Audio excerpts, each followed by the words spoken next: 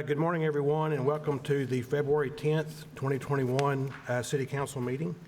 We're going to begin with the invocation and then the pledge, and Councilman Westbrook is going to introduce David. I'm proud to introduce Father David Luckenbach, Rector of Christ Church Tyler, downtown. So, Father David, would you lead us in the invocation? Let us pray. Father, we thank you for the gift of our community, and we thank you for the gift of this council. You tell us in your word, Lord, that heavenly wisdom is pure and peace-loving and considerate. It is merciful, it is fruitful, it is impartial, and it is sincere. We pray that you give this council the wisdom from above. That in the midst of a deeply divided nation, we would be united in purpose. We would be of one mind in advancing the public good in the interests of our whole community. We ask your blessing on the work of this council this day, and we ask it in Jesus' name. Amen. Amen. Thank you. I pledge allegiance to the flag of the United States of America and to the republic for which it stands, one nation, under God, indivisible, with liberty and justice for all. Father David, you're welcome to stay. George is going to make his presentation this morning. You'll hear it firsthand. Thank you. First item are the minutes from December 9th, 2020. They need to be approved. Move to approve the minutes as presented. Motion by Westbrook, second by McGee. All those in favor say aye. Aye. Opposed? Motion carries. A1, Kedrick.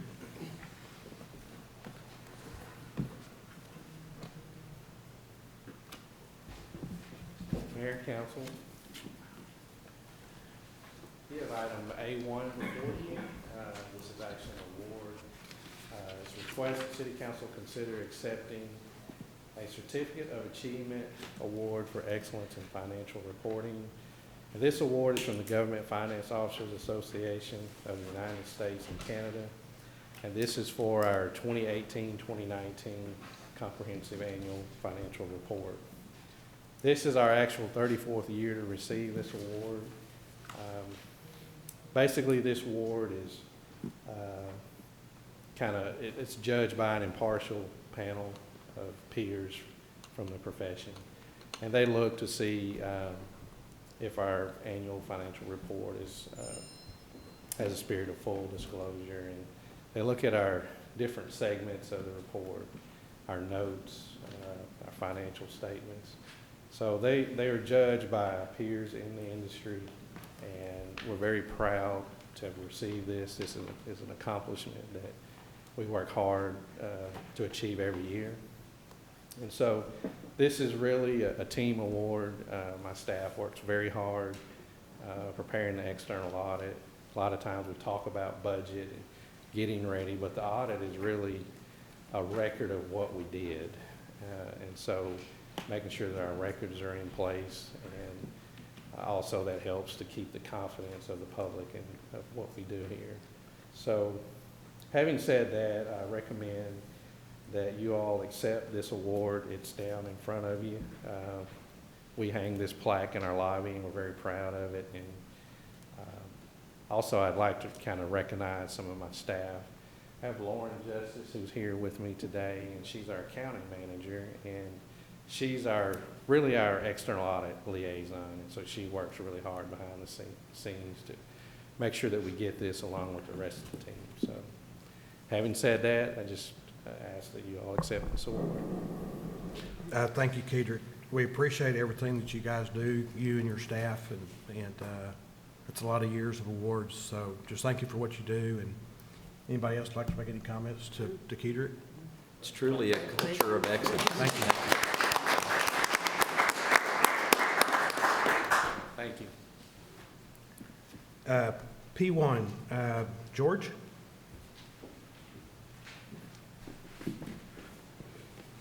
Good morning. Morning. Good morning.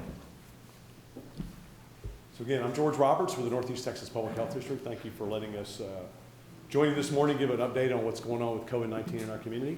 I'm joined here by Dr. Paul McGahey, who is our Smith County Health Authority, and he has some slides and things to share with you in a few minutes as well. So Again, let's start with the first slide there, please. So our first slide there, as of Monday, February 8, 2021, we had 18,099 COVID-19 cases in Smith County. Of these, 10,535 are confirmed cases of COVID-19 and 7,564 are probable cases. And again, to go back to refresh your memory, the confirmed cases are the PCR lab tests, the probable cases of the antigen test. And we've been doing this, separating like this now for several months, going back to the fall. Our recovered patient count now is at 11,942, including both confirmed and probable cases. And as of yesterday, not the report up there, but as of yesterday, there were 178 East Texas patients in Tyler, Texas hospitals. Update from yesterday, we have now had 262 Smith County residents who have passed away from COVID-19. Once again, our condolences go to those families who have lost a loved one due to this dreaded disease. So, we're now 11 months into this journey since we announced the first positive cases here on March 13, 2020. So where are we right now? As I'll show you in my presentation, the number of daily positive cases is going down, which is good news. And our number of hospitalizations is going down, which is good news. We're seeing positive trends. We're vaccinating a lot of people. So things are moving in the right direction. But we've experienced a lot of ups and downs in this pandemic, as all of you are aware. So we really need to keep in mind that while we may be really tired of this disease, this virus, the virus is not quite tired of us yet. So I've continually asked the community over the last 11 months to stay home when you're sick. Number one, if you're sick, please stay home. Number two, avoid large crowds and large gatherings. Physical or social distancing by staying 6 feet away from each other. Decrease the number of places that you go out. Wear a mask when you're out in public. And wash your hands a lot. But for these strategies to work and have an impact, we have to remember that this is a team sport right now. So if Ed is doing something, your city manager, and I'm not, then that's not good. So Ed and I are on the same team here. If we're working jointly together, we can make an impact. So it's a team sport right now. We need to make every effort to protect members of our family, friends and coworkers that are at risk for a tough struggle if they become infected with COVID-19. These people include those who are older and have comorbidities such as heart disease, hypertension, diabetes, and obesity. By now, we've all been touched personally by this virus. Our family and friends we've had family and friends who have tested positive for COVID-19, and unfortunately, we know people and even family members who have passed away from this disease.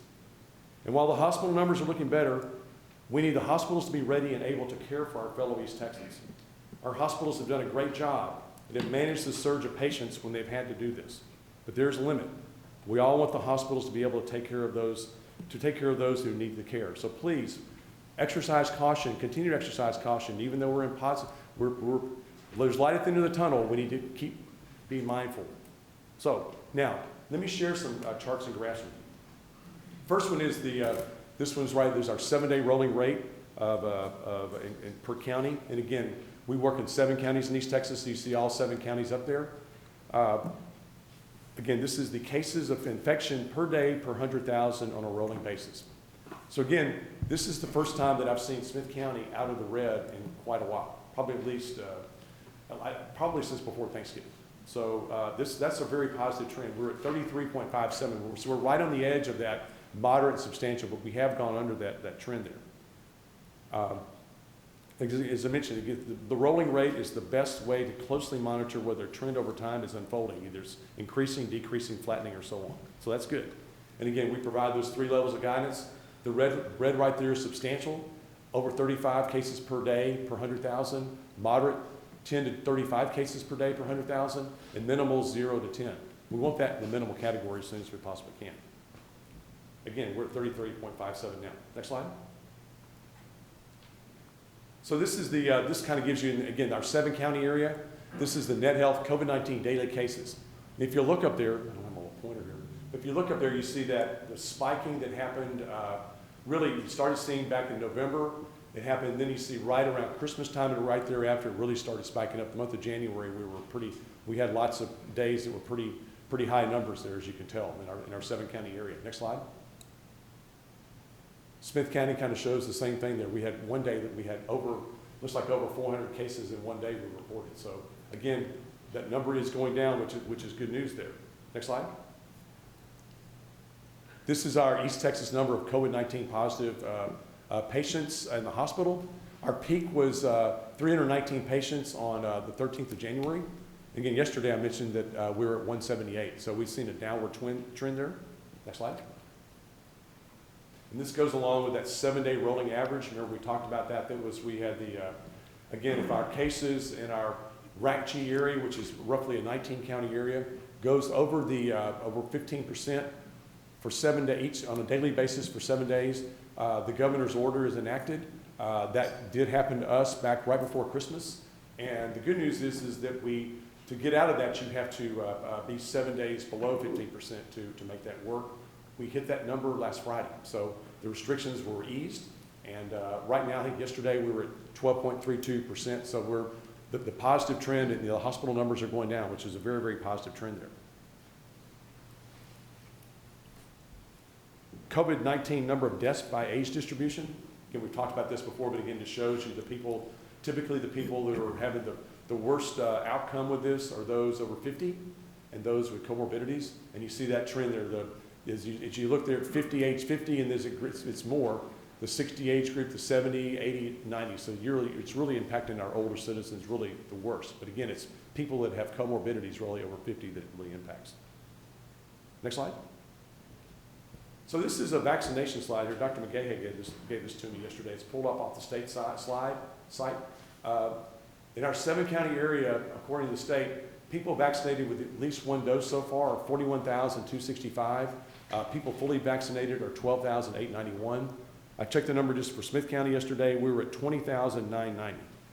Our organization, I'll give you an update on that when Dr. McGahey finishes his report, but at our Harvey Hall location, since we started vaccinating people on Christmas Eve, we vaccinated 9,500 people. Of those, some of those are second doses, roughly 1,500 of those are second doses, but the numbers of vaccinations are really starting to go up right now. So at this point, I'm going to ask Dr. McGahey to come up and go through some information with you. Dr. McGahey? Thanks, Mr. Roberts, Council, Mayor. Thank you for this opportunity to speak. And I'm glad to give an update. It's a good update, but there are some cautionary messages that I have throughout this update that we'll get to in a little bit. And following up on what George said yesterday, I think some of those numbers are lagging. I think in Smith County, we're closer to about 35,000 vaccinations, which is very good in a very short period of time, about 9 weeks. But I thought I'd start with just a chronology of events in the state of Texas overall, and kind of give you a thumbnail sketch of where we've been. In December 14th, the first doses arrived in clinics. We started giving those. We are now in phase 1B of the vaccination campaign, as you recall, which is people 65 and older and those with underlying medical conditions. We've been here a while. We'll be here for a while longer. I know many want to expand that to the 1C category, which is essential workers, but we'll get there with time. January 14th, 1 million vaccination doses were administered in Texas. So in 1 month, 1 million doses. A lot of those were here. And then I'll be talking about this a little bit more in detail on January 11th. DSHS, through the governor's guidance, through the Commissioner Hellerstadt's guidance, moved to a hub concept. So there were some lagging vaccination sites that weren't giving as many doses as the state wanted, and so they thought they would create these hubs. And fortunately, we have 2 of those hubs here in our community at Harvey Hall with Net Health and Mr. Robertson at UT Health Science Center in Tyler. And there are many other vaccination sites in East Texas, but we're lucky to have those 2 hubs. If you can go to the next slide, now as of this week, we have about 82 hub sites across the state of Texas. And on January 28th, another milestone in the state of Texas, 2 million doses were administered. 9 days later, we reached the 3 million doses in Texas milestone. So it's picking up, and that's great. Earlier this week, February 8th is the 10th, 2 days ago, we expanded to 85 hub sites. And the state of Texas is now monitoring the hubs. Do we need to continue with that? And we will for a while, but they're looking at how to expand that vaccine out to other communities, which we really need to do. So we'll be hearing more about that in the future. Speaking of the hubs on the next slide, And the goal of these, again, is to establish these larger vaccination sites around the state and to provide more vaccine to more people. Again, phase 1A in review is the frontline healthcare workers and residents of long-term care facilities. There are still some needs in those areas, but I think we have done a good job in the community and statewide in not saturating those areas, but getting a significant percentage of those frontline healthcare workers immunized. Phase 1B, very important. Again, this is different than the CDC and the state, or the federal guidance. The CDC federal guidance was for essential workers. The state of Texas pivoted, realizing that those over 65 were at highest risk. So we named R1B in Texas people over 65 and with chronic medical conditions. I think that was a good decision. Next slide. And some of the requirements of the hub are to vaccinate people in the 1A and 1B priority groups, vaccinate them in Texas regardless of where they live.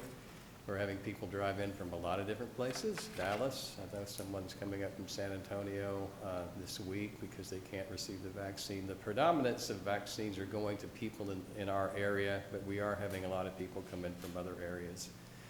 And there's a greater emphasis, and we'll be seeing a greater emphasis on equitability in the hardest hit areas and demographics. We still aren't reaching some of our communities, minority communities, Hispanic communities, other communities that have trouble just getting into these hub sites. We're going to need to do a better job and work on those moving forward. The responsibility of the hub recipients is to use all doses each week and to, within 24 hours after administration, report those doses, which is very challenging. There's a lot, you can consider you gave how many doses yesterday, George? Over 680. That has to go into an M-Track system, they call it, to the state, and that's a laborious process, but it is being accomplished. The state wants those doses promptly reported so they can monitor how many doses are being administered all throughout the 254 counties. Next slide. This is a busy slide, but I wanted to tell you the 5 vaccinations which are in play really in the United States. Of course, we're using the Pfizer and Moderna. Interestingly, we're using Moderna predominantly at NetHealth, Pfizer at UT Health Science Center, but there's more of each vaccine going to each side in coming weeks, and so that's a good thing. Both are excellent vaccines. The Janssen vaccine, or Johnson & Johnson vaccine, you see there, number 3, it will go before the FDA on February 26 for a recommendation for that emergency use authorization, which we mentioned a couple of weeks ago. And it's anticipated it will be approved, and by first or second week in March, that J&J vaccine could be here in our community. Now, it is a 1-dose vaccine. It's, and if you've read the newspapers or seen on television, the efficacy is about 76 to 80%, which is slightly lower than the Pfizer and Moderna vaccines, but it is still very effective against preventing severe illness with COVID and preventing death. So it'll be one that we recommend using wherever we can. Now, AstraZeneca and Novavax vaccines will be coming at some point, as you see in the AstraZeneca, the 4th line on the far right. It could go before the FDA for EUA filing in April. So by late spring, we could have 5 vaccines in the area, across the state, across the nation for that matter. Next slide. And interestingly, tomorrow, the federal government is starting a federal pharmacy program. This is not the same as the federal program for long-term care facilities, which came out in late December, but they're shipping 1 million doses to pharmacies throughout the country, 6,500 pharmacies, as a matter of fact.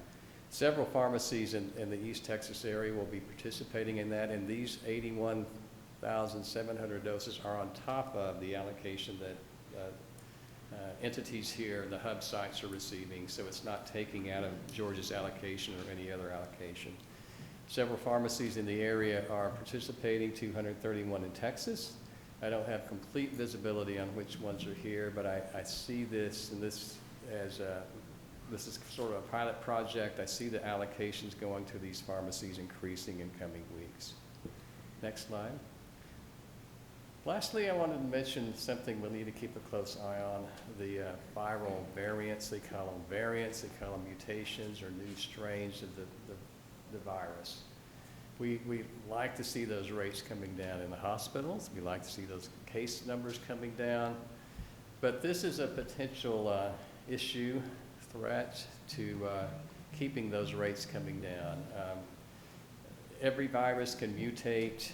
Most of those mutations are harmless and render the virus less harmful, but some of them can render the virus more potentially problematic. And as you can see on this map, it's just a number of cases in states where they have identified these viral variants. Next slide. Just a kind of a cascade of what can happen. You know, you have a mutation, viruses mutate, that's what they do, that's how they survive longer periods of time. Their genetic sequence is altered, again, most of those times that renders them less harmful. But sometimes that variant can have a genome or a genetic material that can be more sustained, and sometimes it can become a new, quote, strain where it can change and has different characteristics. And that's what's happening with many of these strains across the world now. Next slide. What's the significance of these?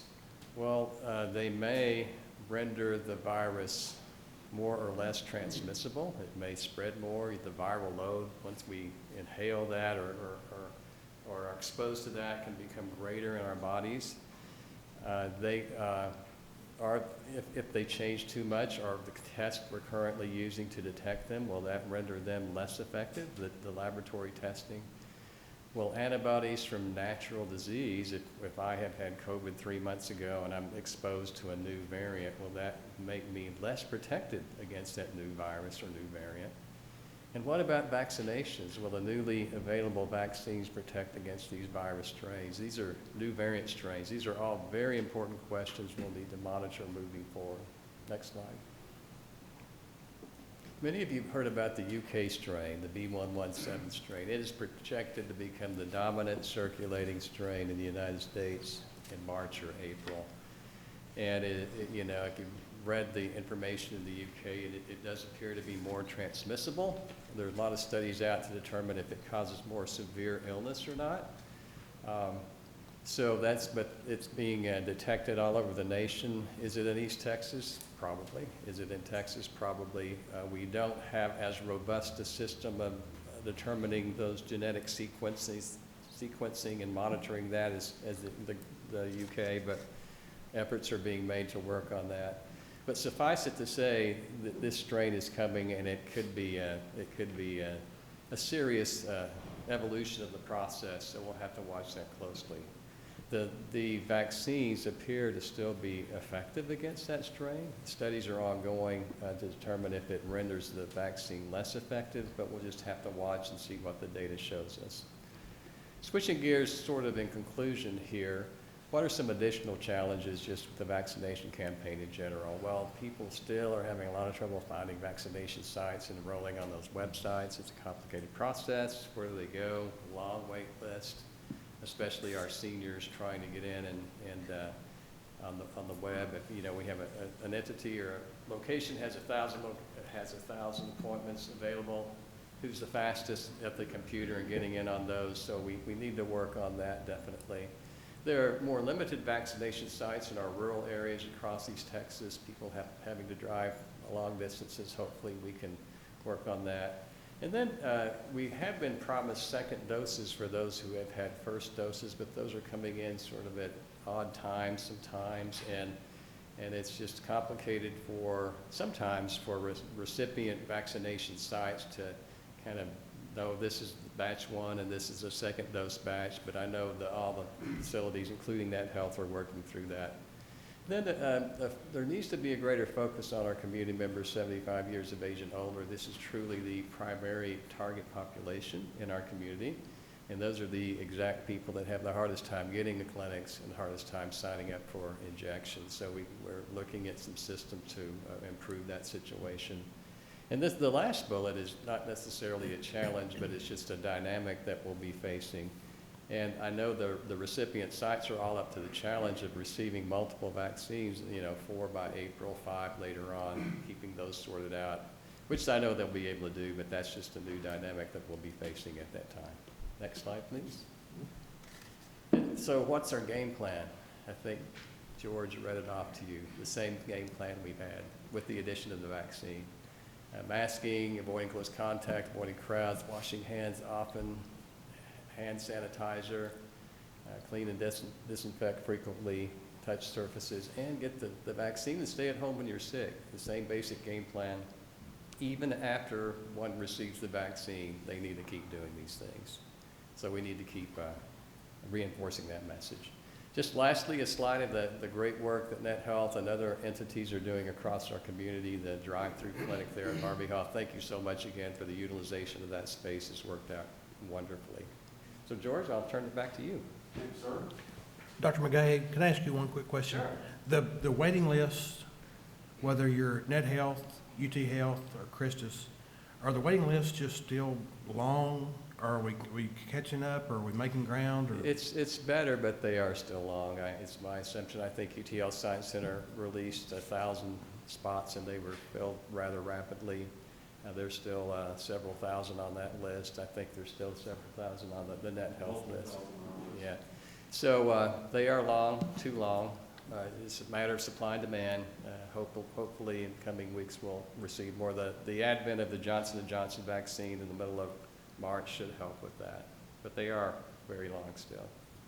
So the category 1C, who falls in that category? When do you foresee that? Those are essential workers. For example, whoever the state deems essential workers, is it teachers, is it utility workers, is it other folks in that category? CDC has a long list, and I know the expert vaccine allocation panel, along with the commissioner's office, will be looking at that. It has not officially been determined completely in the state of Texas yet, but in coming weeks it should be. Any gut on when that could occur?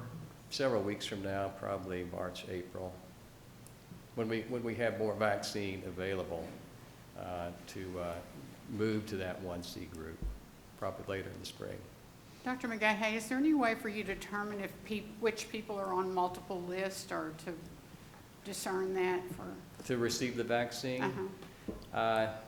I don't have a way to do that. I know a lot of people are on multiple lists. There's not a master, sign-up list anywhere. And, a lot of people are having to do that. So, whatever list they're highest on, they get the call back to receive that vaccine. Thank you. Mr. Mayor, I have something. Dr. McGahey, I want the council and the mayor to know that after we had our medical town hall meeting, that you were so graciously a part of that. More African Americans are now signing up. Wow, that's great. In order to, because you explained it so well, all the people that we had on that medical town hall meeting Thank explained everything so well. And I get phone calls every single day about wanting to get on those lists. And one of the questions that they ask is, why do we have people coming from San Antonio, Dallas, and Louisiana, and all those other places when we have people here in our own area? That's an excellent question. And first of all, thank you for the opportunity, Dr. McKellar, to be on that town hall meeting a couple of Saturdays ago. And Yes, sir. we do need to reach a lot of communities a lot more, but they're calling it vaccine tourism. I don't know if I like that term or not. But, Okay. but they are coming from a lot of different areas. We talked about that on our panel meeting on Monday.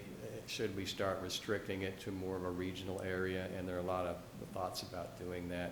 We do need to give priority to our East Texas folks, but I can see the other side of that coin, people who are in Dallas who are desperately wanting the vaccine too. So that's a tough situation, but we are trying to focus on our Smith County and regional people, because they definitely need the vaccine. Right. Thank you. Thank you. So Dr. McGahey, what is the strategy to increase the amount of vaccine coming into Smith County, regardless of who is here to get it?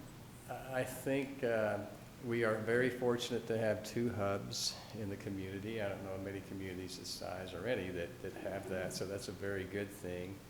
I think the strategy is to keep mindful of who we need to vaccinate. I think Mr. Roberts made a strategic move last week to start receiving more Pfizer vaccine. The Pfizer vaccine, though it requires that ultra-low temperature freezing and cold chain, there's more of it that the state can roll out. So in that regard, he made a wise decision to do that. We'll be receiving more of the Pfizer vaccine in coming weeks, so that'll allow us to receive more vaccine locally.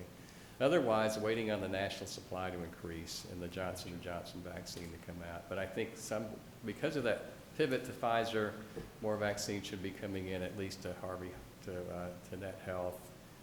Other entities across East Texas are trying to become hub sites. That would be a good thing if they can do that. So there are a lot of different moving parts on that, which should help slowly but surely increase that amount in East Texas. One last question. In the reporting in the Joint Information Center, do you get a report from the extended care facilities like nursing homes and so on? We do. As a matter of fact, Mr. Robertson and I met with the regional, Health and Human Service regional nurses who cover those LTC and assisted living centers, and got an update from them. And they're doing fairly well in long-term care facilities. There are some who still need to catch up with the recipients, but I think based on that report from them, that coverage has been fairly good in the long-term care facilities. Now, I think they need to increase that coverage in the assisted living centers and some other sites, but we expressed a willingness to help them if they needed that help. Great, thank you. Thanks, sir. You bet. Thank you. So we're indeed fortunate to have Dr. McGahey, who's on the Commissioner's Expert Vaccine Panel, so he's able to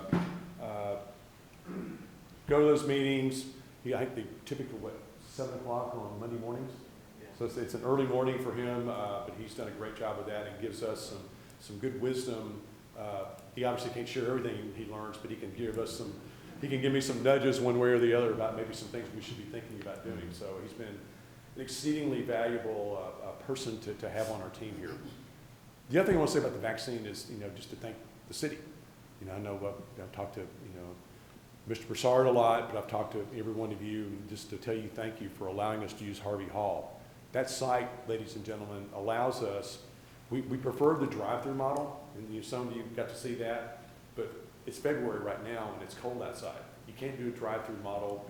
People can sit in the cars, but the staff can't be out there giving shots in the cold like that. So being able to pivot like that, have an indoor-outdoor, and just make a decision is absolute key. So that has been a true blessing. The staff at Harvey Hall has been very gracious, the custodial staff, so thank you all very much for allowing us the use of that facility.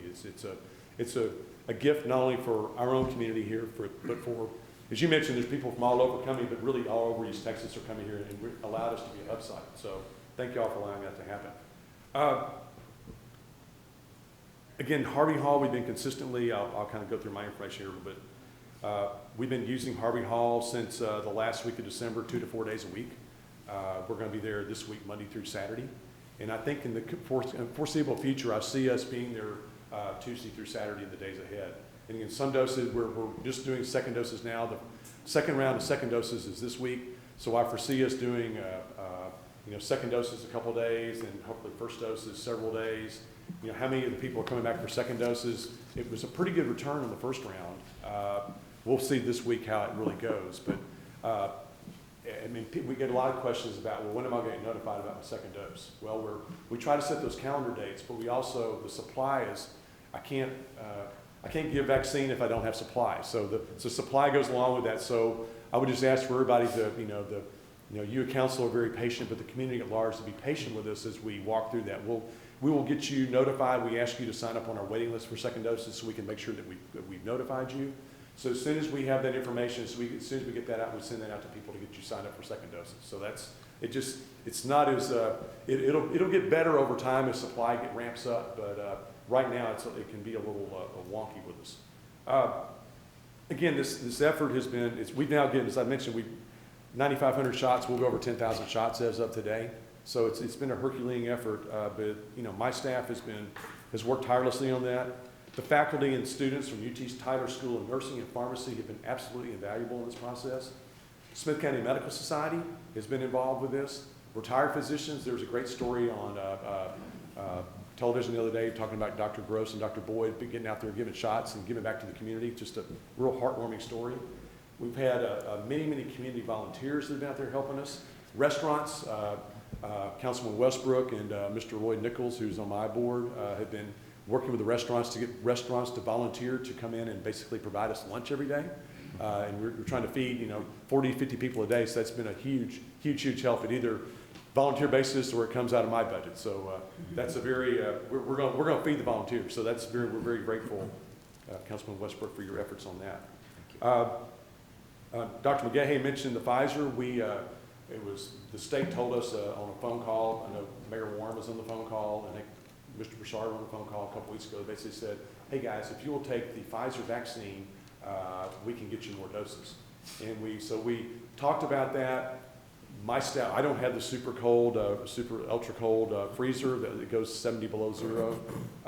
Those aren't in high, so we actually reached out to Christus. They're pretty close by here, so we reached out to them and they agreed to help us with not only storing the vaccine, but also bringing staff over to help us reconstitute the vaccine. So all my staff has to do is draw it up from there.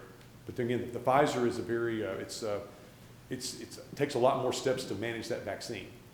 They're both, Pfizer, Moderna, the results are both equal. You both, if you have to get two of those, if you get two of those shots, you're still 94, 95% effectiveness. They both work, but dealing with the Pfizer is much more difficult. So they're going to help us with that. So we're going to start doing our first doses of Pfizer tomorrow at Harvey Hall. Contact tracing, again, we continue contact tracing.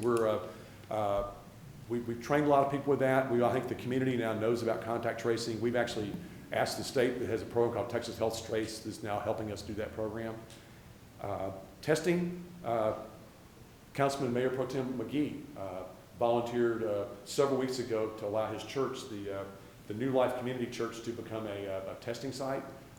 Reverend Caraway at St. Louis Baptist has done it now. He did it in the month of October, last couple weeks of December, and then he did a whole month of January. So we moved that to New Life coming in, and we appreciate y'all doing that they're there Monday through Saturday, 9 to 4. So we're very grateful for you, Councilman McGee, doing that, taking that task on. And I think it's going pretty well so far. So thank you all. Thank you very much for doing that. Again, we can remain in constant communication with our hospitals. I still get a daily dashboard, and that's going well. Schools, again, my staff and I have had many conversations with schools to how to handle positive cases, really back in the fall. But, kudos to our school and our community, our parents, our teachers, our school staff and students for all their daily hard work and actions that have allowed kids to get back to school. And I think that's gone really better than we all anticipated it would have gone. Finally, again, thanks to you, the City of Tyler, Mayor Warren, Mr. Broussard, Chief Coble, Chief Toller, Captain Walker, and Ms. Goodgame, who spent countless hours in the Emergency Operations Center along with added phone calls, texts, and emails, all hours of the day and night. I might mention Mr. Broussard. So we were very grateful for that. And there have been numerous other city employees in the fire and police departments that have given their time and energy to this effort. Again, finally, special shout out to my staff at the Northeast Texas Public Health District for basically being there. My staff has taken no breaks during COVID-19. A couple people may have worked from home, but most of my staff has been at work every day during the pandemic, taking care of the folks in our area. So my hat's off to my staff for their hard work and diligence. Other questions that we can answer here? Two last questions. First, should be real quick. You made mention we need to continue with the safe CDC guideline practices and so on, but how long after you have the second shot, well, after the first shot and the second shot, does immunity start to kick in? I'm going to let Dr. McGahey answer. Perfect. Except for Dr. McGahey. There's fairly significant protection about 2 weeks after that first shot. We don't know exactly. We think 60% perhaps. But the full immunity is about 10 to 14 days after that second dose. That's when you're protected. So that's the timeline that we're working at. That's about a week, about 10 to 14 days after that second dose. Good question. So everyone needs to make sure they continue to wear the Even mask, after wash the second hands, and dose, everything. yeah, that's right. Exactly. That's right. Yes, And the sir. last question I have too, maybe for either one of you, because of the number of people that go through the testing site at Harvey, what are the possibilities or the chance that we could have an ambulance stationed at Harvey just in case somebody has an adverse reaction to the vaccine? We have asked about that, and it's a matter of, because sometimes the workload on the EMS and the staffing issues that they have sometimes with illness themselves, they have not been able to do that thus far. They are ready in a moment's notice. We did summons one a month ago just for a minor issue. They were there in about 2 minutes. But we'll continue working on that. But we're in dialogue with them about that possibility. Great. Thank you for Thank you. all both of you are doing. Thank you. Yes. James? This, either George or Dr. McGahee, question, you mentioned availability of the second dose. If you've had your first dose and you're on schedule, you're looking at your 28 days or depending on which vaccine, and it's not available within that time frame, do you have to go back and take the first dose again? Good question. You do not. We like to give the second dose within about, there's 21, 28 days. If we can, within 42 days after that first dose, we like to do that. But no one will ever have to start the series over again.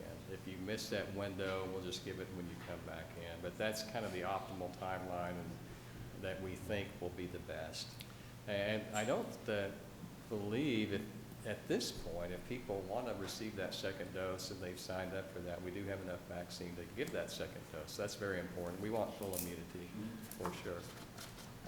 Good question. But on my end, it may not be on, it may not be on day 28, and that's an important point. So, when you got your card initially said this is your date to get your shot, well, we may or may not have a clinic that day, but that's okay. We will get to you as soon as we possibly. For example, the people that received their doses on January 8th and 9th, we gave them, or given them yesterday and today. It's a couple days after that, but you're still within a pretty strong window. Any other questions for George? Just a quick comment. You guys used the term Herculean effort. Somebody did, and I think that's very accurate. I've noticed talking to family and friends outside our community that have had an extremely difficult time trying to get vaccines, and it's interesting that you mentioned that vaccine tourism. I think that's a demonstration relative to everybody else how good a job you guys are doing. So I know you hear lots of complaints, so I appreciate what you're doing. Thank you. And actually, we hear some complaints, but actually I think Dr. Gross mentioned it on his interview the other day. He said, just the people when they come there, how pleased they are. I was actually, we were down a few volunteers, so I was actually marking the cars the other day, just talking to people, and most people are pretty cheerful and pretty happy to be able to go through the process. So, we try to make it that's why we do appointments, and just try to schedule time so people aren't standing in line for long wait times. We try to get people in and out in a quick period of time, so. Well, thank you, George. Thank Dr. y'all. Thank you McGahee. for letting us come today. Thank Thanks you for your support. Thanks for keeping us informed. Thank you. Appreciate it.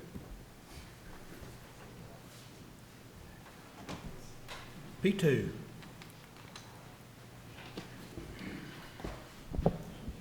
Good morning, Mayor and Council. Good morning, Lisa. Lisa Crossman, City Engineer. So for the past several years, Half Associates with the Brandon Corporation has been performing a multi-year citywide comprehensive stormwater master plan for the city.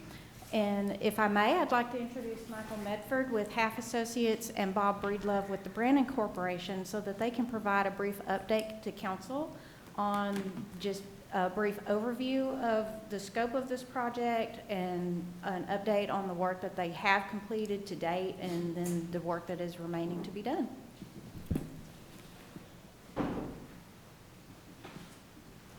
Thank you very much, Lisa. Mayor Warren, council members, city staff, ladies and gentlemen, it's a privilege to be here today to make this presentation to you. It's been a privilege to serve as your project manager for this project. We're excited about the results of this project and what it's going to bring to the citizens of Tyler and the utility that it's going to provide to the city staff as we move forward.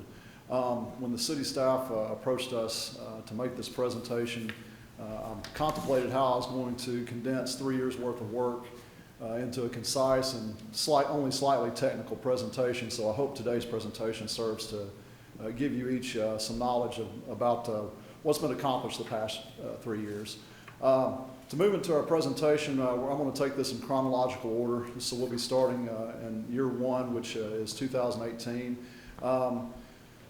Excuse me, in developing the scope of work, Half Associates, the Brandon Corporation and city staff had a number of meetings and phone calls to develop the scope of work and to outline what the ultimate goal was for this program and what we wanted to accomplish.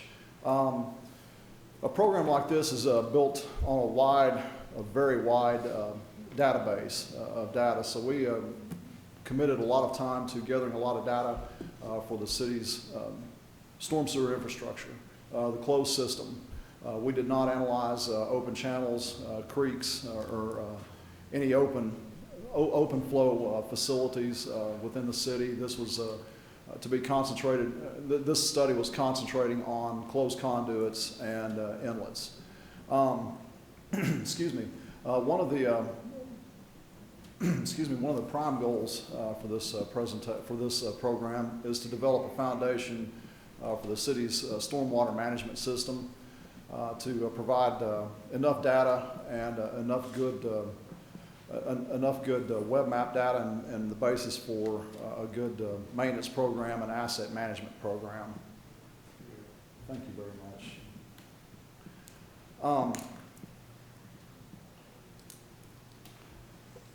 Excuse me. Another goal of our program is to develop a program to approach the mitigation of existing stormwater hazards and to mitigate those problems as we go forward into the future.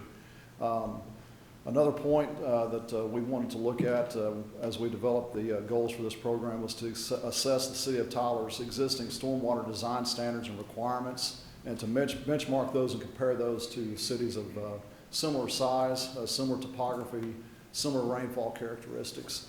And ultimately, our goal is to develop a capital improvement program for these systems that will give the city a long-term sustainable program that's budget-friendly to where we can start addressing some of the existing issues and move forward into mitigating and foreseeing through the asset management program any issues that could be a problem in the future. Next slide, please. This gives you a brief synopsis of the different tasks as they're categorized year to year. Year one was dedicated heavily to data collection. Year two, we started to hone that data and to develop the information to move into the development of capital improvement program and asset management program. And moving forward this year, in wrapping the program up, we will be collaborating with city staff to develop this capital improvement program and to dovetail that with the budget that the city has moving forward for stormwater infrastructure over the next 3 to 5 years. Next slide, please. Okay, we'll start with year one. Next slide, please. As I said, year one was largely dedicated to gathering data, and the main component that formed a baseline for all of the data that's going to be a result of this program was to generate a lot of GIS data related to the city's topography. We generated a new citywide topographic map. We assigned elevation values to building footprints within the city of Tyler, and we assigned elevations to existing manholes and structures to help us get a knowledge of where the problems might lie and to have an updated, viable topographic map on which to base all of our hydrologic calculations and analysis. Next slide, please. Another major task, I'm sorry, could you back up, please? Another major task that we undertook in year one was to establish a project web map. This is really has served us as a repository for all of the data that we've gathered, and at the culmination of this program, we're going to turn that over to the City of Tyler, the city's GIS department, to have and maintain. There is just a lot of data, wide-ranging data that's included on this web map, and it'll all be the property of the city. And all of our findings, all of the data that we gather will be on a web-based application to having to hold as the City of Tyler. Next slide, please. At this point, I'd like to turn the presentation over to Mr. Bob Breedlove with the Brandon Corporation. They assisted us in collecting a lot of this data, which came from City of Tyler archives. So, Bob? Thank you, Mike. Mayor and council, thank you for letting me be here today. This was sort of a Herculean effort, not quite what Mr. Roberts is involved in, but we were able to go back and gather approximately 3,000 sets of construction plans from the city's archives, both hard copies and from CDs, and take all those sets of plans and put them into the GIS system. If you're familiar with the city's GIS system, it's a way of tying data, whether it be just straight information or sets of plans, to an actual piece of infrastructure out there in the system. Of course, this is a stormwater system, so this is tying drainage system to the databases. Anyway, with those 3,000 sets of plans, we were able to build the GIS for the project. We also did a lot of field data collection, just to kind of fill the gaps in. And there was also a public outreach and data collection from any flooding that had been reported to FEMA or Texas Water Development Board, places like that. And then this will be sort of an ongoing process as new projects are developed, as more data is gathered, it'll be able to continually be updated. It's a way to really take all the history that was in different locations around the city and put it all in one place so that you can keep it forever, really. I'll turn it back over to Mike. Let me ask a quick question. So when you get all this data, do you score all these things like we do our streets? So you know if you've got 100 stormwater issues that are enclosed, Right. which ones need to be repaired first? Is that coming up? Yes, sir. That comes up here shortly. Okay. But yes, later on in the process, we went out and looked at each curb inlet in town. So you got 5,500 curb inlets in town. We looked at each one of them and gathered condition rating and sized them and everything. So yeah, there's more to come. Okay. Thank you very much, Bob. Next slide, please. After we gathered as much data as was available to us, we began our preliminary analysis. HAF used a rain on mesh analysis program that simulates storms of varying intensity across the entire city, dropped that on the topography that we developed, and on the heat map that you see before you on the left-hand side of the slide, the more intense colors indicate areas of deeper ponding. Now, this is a high-level analysis tool. It's not intended to be a precise tool to measure any kind of rainfall data and make design decisions from, but this was simply being used to help us identify where these spots were. We correlated with that with some of the data that Bob mentioned from public input, flood complaints, first responder reports, et cetera, and we triangulated that and came up with our hot spots, so to speak. Next slide, please. At the end of year one, we engaged the public in a couple of public meetings. One was held at the Rose Garden in October of 2018, and the next was held at the first week of November of 2018 at the Faulkner Park Police Station. Throughout that time, we did have the survey that's shown on this slide posted on the city's website for the public to fill out and report any observed flooding issues that were nearby their homes, in their homes, streets, etc. Next slide, please. Now we'll move on into year two, 2019. The beginning of 2019, we took the topography that we developed. We adjusted the city's existing drainage basins to match that new topography, and we began subdividing those larger basins into smaller basins and grouping inlets so that we could better identify where these problem areas were and the nature of those problems. Next slide, please. Another part of year two was the commissioning of a pilot study. The city of Tyler selected an area right out here in front of City Hall, the Bonner Avenue underpass, to study and to take a closer look at. And the map that you see there is the limits of the study area. Next slide, please. We developed 4 alternatives and of varying degrees, varying intensity of work, so to speak, various complexities. Alternative number one covered simply performing maintenance on the existing infrastructure that's out there, clearing the pipe. We did find that there was a root ball clogging the pipe that is the outlet pipe that leads from that underpass. Some portions of that pipe need to be replaced, and it will provide a better level of service than it currently does, you know, if just those measures are taken.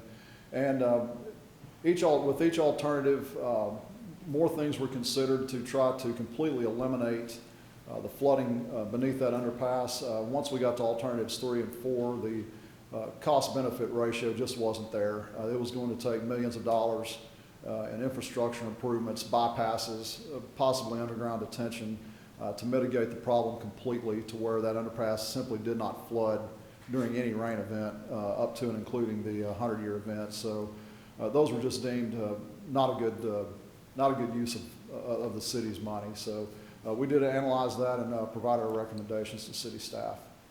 Next slide, please.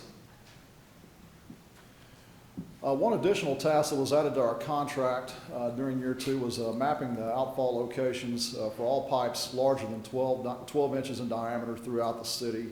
We mapped 484 outfall locations, and this also serves to help Paul Newhouse when the city's stormwater management plan is up for renewal with the Texas Commission on Environmental Quality. I think that's on a 5-year rotation, and this data will serve to help him out moving forward there, but it also gives us an idea of the condition of these closed conduit systems as they outfall into open channels, into creeks, etc.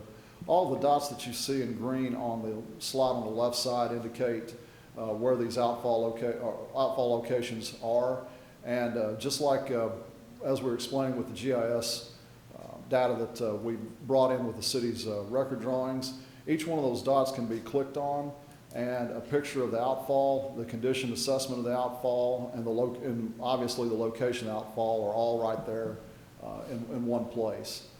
All of this information was added to that web map that we use as our repository, and again, this will all be transmitted to the city. Next slide, please. Kevin L. Kilgore and company assisted us with this portion of the project, and what you see on the slide before you on the left side is the condition assessment sheet that we use to assess the condition of each one of these outfalls. As you can see, the slide in the middle is an example of one that's in good condition, and the one on the far right is obviously one that's in very poor condition. And all that information is linked to those dots that you see on the web map on the previous slide. Next slide, please. Excuse me. A second additional task that was added to our contract during year 2 was to perform a curb inlet condition assessment that Bob briefly mentioned when we were talking about data gathering. The slide that you see before you is a kind of a condensed version of a screenshot from our web map. We did not place all of the inlets in this particular area on there because it would be completely unreadable. But what you see there are an example of a good mix of inlets of various conditions. The green dots represent inlets that were categorized as being in good condition. The yellow dots, fair condition, and the red dots, poor condition. With that, I'll turn this over to Bob again to describe our efforts in collecting data on these curb inlets. So we had crews go out to every curb inlet in town and fill out one of these condition ratings that you're seeing there on your screen. Take pictures, open lids, get inside, measure everything, check pipe sizes in, pipe sizes out, the condition of the lid, whether or not there was full of silt, not full of silt, clean, what it was made of, brick, concrete, other items. We even found old forms that were built that were still there from when they built it. So it was kind of interesting what we'd find in some of these things. I'm not sure how many snakes we found, but there may have been a few. So there was a lot of effort and a lot of data gathered on every curb inlet. This will be valuable as we evaluate the usefulness of each one, the size of each one, how it fits with the system. Also be used as the city maintains the system. They'll know what the condition was in 2019, 2020, and then they'll be able to use that to track how often they're there to fix things. And they'll notice, we're always coming out here to clean the dirt out of this one. Why is that? That type of thing. So good data and be very useful going forward.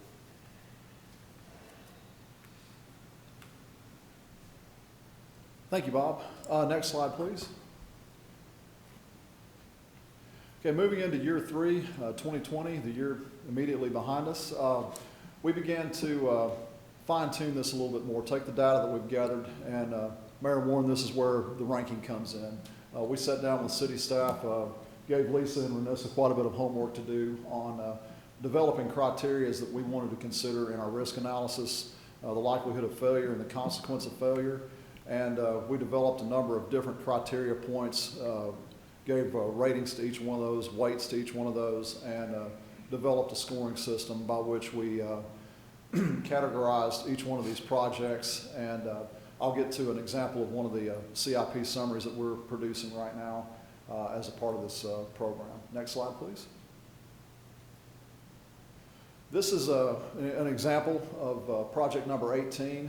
We have ranked 35, we've identified 35 capital improvement programs or projects with this program and ranked them 1 through 35. This is we thought this would be a good example to show. It's on Downing Street, and what you see before you is excerpts from our 5 to 6 page summaries that we're including for each one of these 35 projects.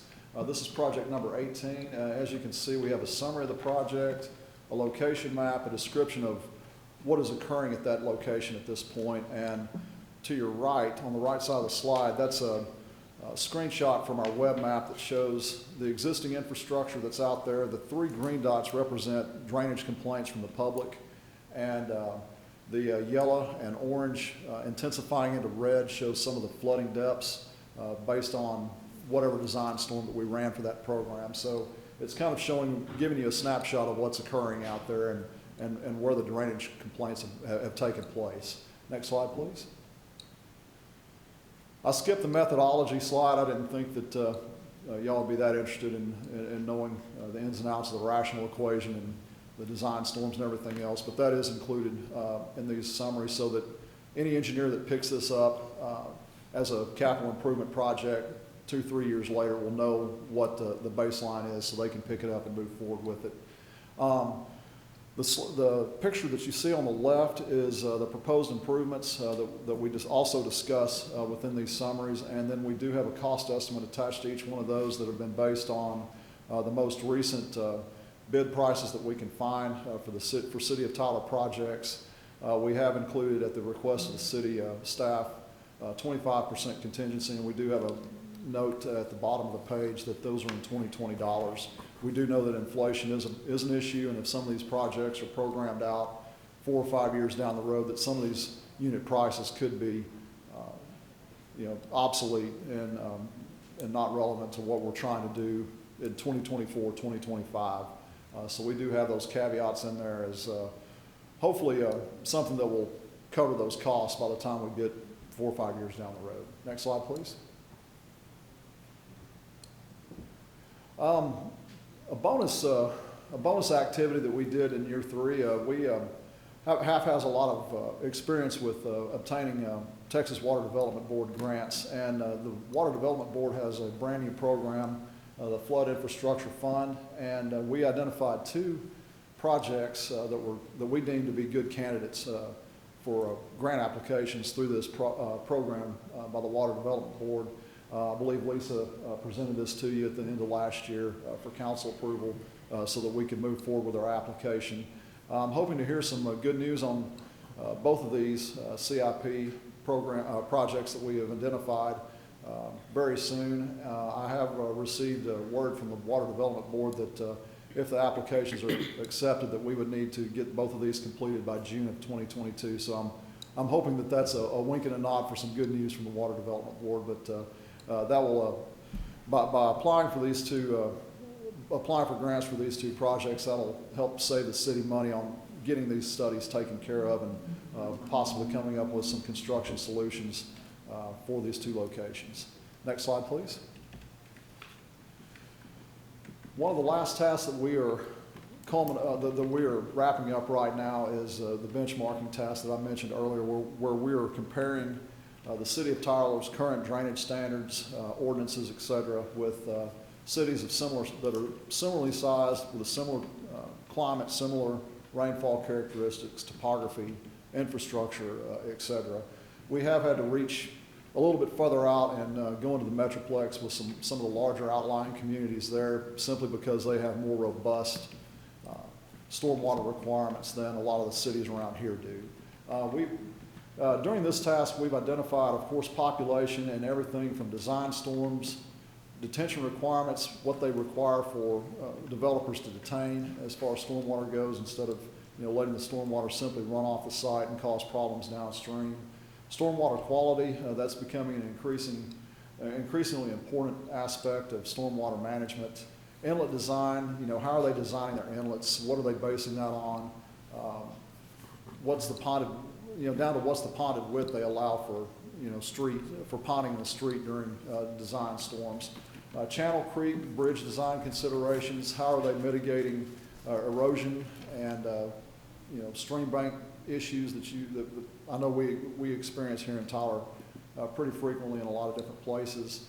Stormwater easements, how to establish stormwater easements, what types of easements need to be established. Are they floodplain easements, erosion hazard setbacks, simply maintenance easements, where it's clearly defined as to who is maintaining that infrastructure moving forward? Is it the city, or is it a private developer, an HOA, et cetera, et cetera. Down to pipe design, impervious area considerations. Are you developing a 5-acre site and 4.5 acres of that is going to be concrete? What are the ramifications that's going to have? What's that going to do to your downstream neighbors, to the city's downstream stormwater infrastructure? Downstream impacts, H&H design elements, that's simply evaluating design storms, hydraulic grade lines, a lot of technical aspects to that. But we're culminating or compiling all that information and going to present that in one of our deliverables once we get this program completely wrapped up. Next slide, please. Okay, looking ahead, these are the tasks that we still have remaining. Excuse me. Right now, the most important thing for us to do is to collaborate with your staff on developing a viable program moving forward for the next 4 to 5 years, working with the half-cent sales tax board, seeing what the funding is to get these projects done and to program those projects out in a way that makes sense. It's not going to be a lot of good to the city if we come up with millions and millions of dollars worth of projects when they simply don't fit the budget. So we're trying to get that to a point to where we can discuss that, sit down, make a good plan moving forward, something that makes sense. We're going to collaborate with the city staff on benchmark findings, the segment of the program that I just went over with you on all the comparisons that we've made to other municipalities. We're going to prepare the final stormwater master plan document package. All of the data that we've collected, the web map, and all of its contents will be transferred to the city of Tyler and to hold, and to maintain. We hope that that's going to be a really useful tool for the city staff so they can better and more effectively address citizen drainage complaints. They'll be able to pull up this web map, find hot spots, and determine whether or not Joe Q. Public's garage is flooding simply because the contractor did a poor job of constructing it, or is it tied to a larger problem and it's a regionalized problem that's identified with the hot spots and possibly some of the CIP projects we've identified. Between the Brandon Corporation and HAF, we're going to conduct a very intense QA/QC review of all of the data, all of the project identification, the benchmarking, the results of the entire program before we submit that to the city of Tyler. And we hope to have that done. Next slide, please. Can you stop there for a second? Yes, sir. That picture there is on Lindsay Lane. Yes, sir. And when you've got a closed channel or closed conduit, like you call it, and that's something you're looking at. But on either side of that street, you've got an old WPA creek that's really considered owned by the residents. Yes, sir. and it may be too small to go through this conduit under the street. So if all you're doing is the closed conduit, how do you really measure the closed conduit when you don't look at the open channel adjacent to it? This program is intended to pair up with the, I believe that was in 2008, the Nathan D. Meyer Creeks and Open Channels program, and this is intended to be a fixture, an appendage of that, to where the analysis that was done then is taken into account when we're developing our recommendations for closed conduits. So all of that data that was formulated in 2008 as a part of the Open Channels and Creek study will be taken into consideration when we're making recommendations for those closed conduits. Okay. Next slide, please. This is kind of a recap of the year-by-year timeline that we of the tasks that we performed. Year one, again, there's all the bullets of everything that we went over. Same for year two in 2019, year three, and the remaining task in 2021. We'd intended to be closer to having this completed by this point in time. The two things that I can identify that lengthened our timeline just a little bit were the additional tasks that we performed in collecting the data on the 5,500 inlets throughout town and the 584 outlet locations and assessments. So we anticipate having all the deliverables finished up, reviewed, and ready to go to the city no later than June of 2021. Next slide, please.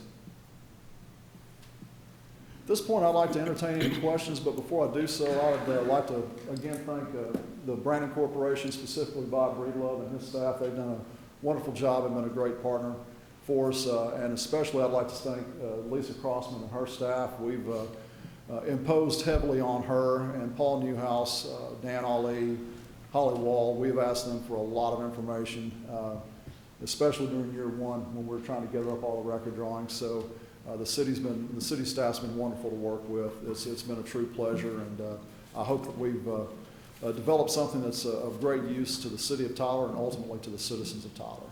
At this point, I'd like to entertain any questions any of you might have. I'd like to follow up to the mayor's question. As you work these closed channels, it seems as you go south of the city, there's more open channels because of EPA requirements. Is that accurate?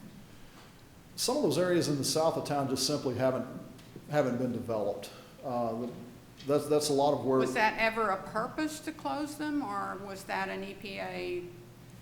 No, ma'am, and I'm not exactly certain what you're speaking of when you're referring to the EPA. A lot of that's driven by the development patterns, and now to enclose a creek or anything that's deemed waters of the U.S., it's a very, very thorough process, I'll say. Well, that's kind of what I meant. Is there any plan to close those channels ever? And my question was in relation to his example, as you repair all these that are broken in the northern area or in the area we were looking at, is that going to cause more drainage issues to those open channels that are in the south part of the city? Not necessarily, and all that will be taken. And you can guarantee that, right? No, ma'am. Not necessarily. That's going to be one of the focuses of when we do start executing these capital improvement projects, and especially the two studies that we've got under consideration by the Water Development Board, is to take that into account to make sure that the downstream impacts are lessened or completely eliminated as much as we can. But as far as your question about open channels, people and developers in particular are less apt to enclose any of those natural channels that are deemed waters of the U.S. just because the permitting fees and the permitting process through the Army Corps of Engineers is so onerous. So does that answer your question? Yeah. Yes. Much. It's a much harder thing to do than it used to be. Plus, it costs money to close them. Yes. Any other questions for Michael or Bob? Yeah, is there gonna be any part of this process that provides feedback to the city possibly on recommendations for different permitting? You know, things that we don't have permitting processes for now that you may come back and say, well, you might want to consider this, especially with the benchmarking.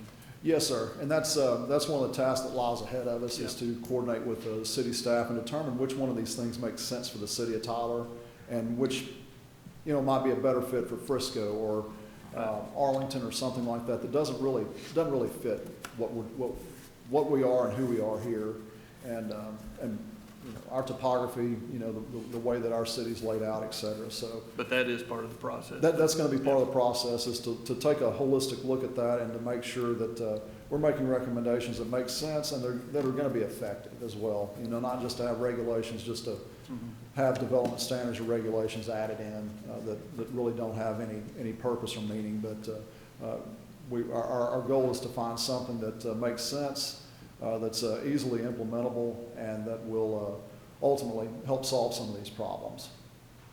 I've got a question for Lisa.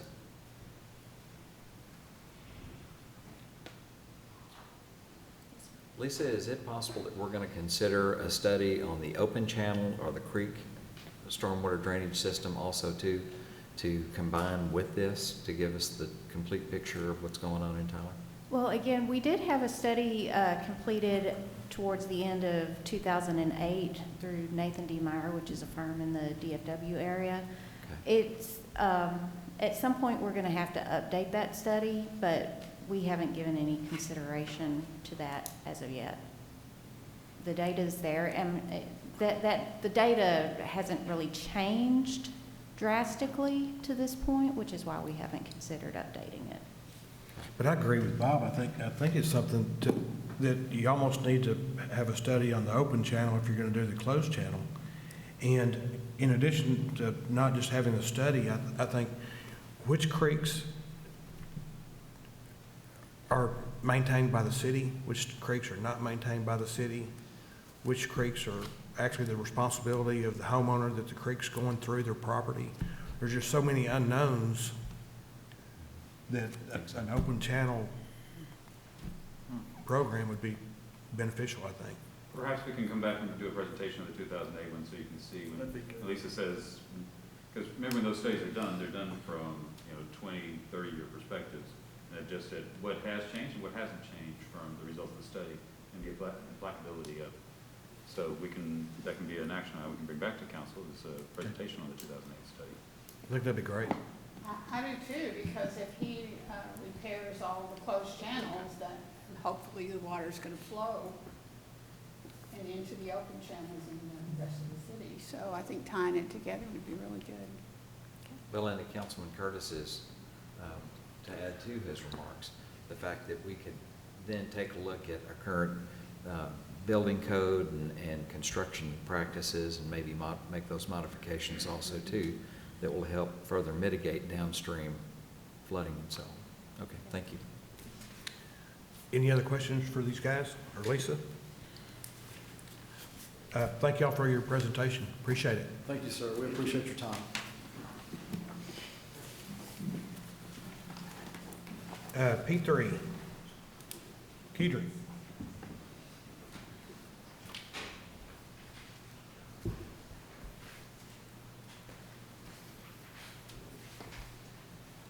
Mayor, Council, you have item P3 before you. This is a request the City Council consider receiving a presentation on an opportunity to issue over $11 million in bonds pledged by our hotel occupancy tax revenues for the new Rose Complex Convention Center. I have a slide I'd like to cover with you all just to kind of talk about the overall cost of the convention center. We're looking at this project's going to be about 27.8 or 9 million. And the portion that we're talking about today in our forecast, we are estimating that we're going to need about 10.7 million to issue 10.7 million in debt to fund the project. We'll actually issue more debt than that because there's issuance cost and things that go into that. But the 10.7 is what we need, actual cash that we need deposited into the accounts for the construction. Also, we're estimating that we need about 4.6 million in cash on hand that's in the HOT fund. Also, about 6.5 million we're estimating to come from half-cent sales tax, which is cash on hand. And then about 4 million from primarily our rainy day fund. And then we're expecting 2 million in donations. So we're hoping that that will cover all of the cost of the project. These numbers could change some as we have some grants that we're applying for. Also, the donation number could change as we go through this process.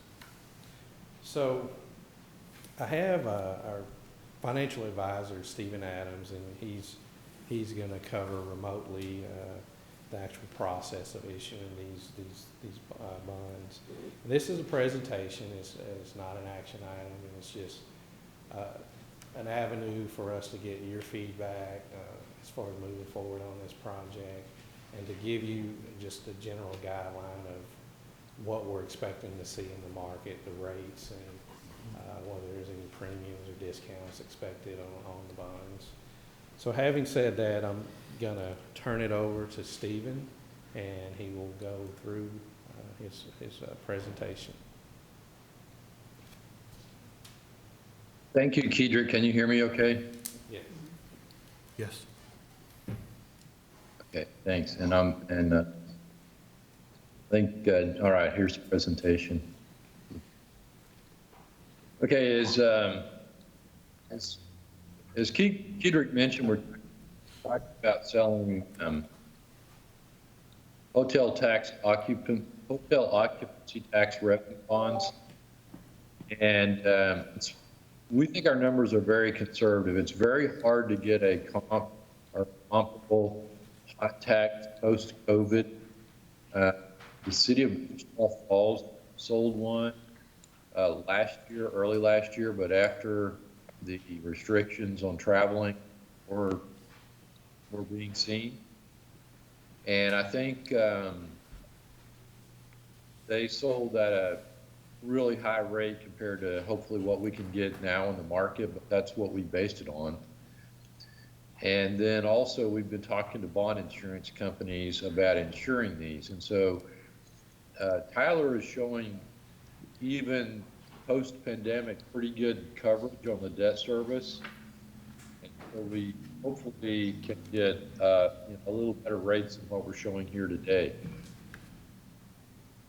So, for example, you collected $3.9 million in hotel occupancy taxes in 2019, and I think our debt service will show you in a minute. Well, you can see it right there is either $875,000 or $771,000, depending on if it's 20-year or 25-year. We ran two scenarios. We hope to do 20-year bonds because the interest is significantly less. As you can see at the bottom, the aggregate debt service is less.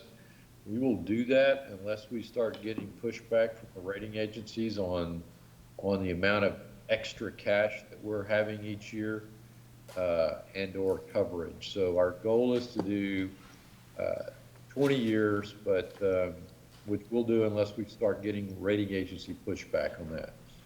Next slide, please. So this is the debt service on the 20-year, and you can see it's $875,000 a year. And remember the page before, last year there was $3.9 million in collections. Now that money is used for other things. So even though the bondholders get paid first, we want to make sure we have adequate extra cash so you don't have to, limit some of your other programs that you fund out of the hot tax to pay the bonds. So that's the main reason that coverage is very important. Next slide, please. So this is the 25-year version, and I'll point out that term DSRF. That's a reserve fund that we have to fund with cash. It's 1 year of debt service, and we use it to make that last payment. So for 25 years, a little bit lower debt service, about $770,000 per year. Next slide. Kedrick talked about we'd have to sell more than the 10,750,000, and that's true. We have to fund that debt service reserve fund out of cash. We have to pay the cost of issuance, and we're going to have to pay an underwriter's discount. Now, normally we do competitive bid for City of Tyler debt, but right now for a hotel occupancy tax, which is a tax you can't raise, unlike the water and sewer tax, so we only get what you bring in. And with the uncertainties in the hotel market right now, we feel like we need to bring in an underwriter to help pre-market these bonds. And you notice that column at the top called net reoffering premium. So we expect, because the interest rates are so low, that we'll sell the bonds. We'll sell fewer bonds than we need. They'll give us cash up front premium, so they'll get a higher coupon rate on the bond. We expect that to happen. So the numbers will change of the par amount, but the total sources of funds will not change. We'll only sell what we need. Next page, please. So the current calendar we have is to have a conference call with the rating agencies the week of April 5th after we put together all the data, and they really look at the data. They look at source of revenues by property. So we've got to get a lot of detailed information to them about where you get your hotel occupancy taxes from.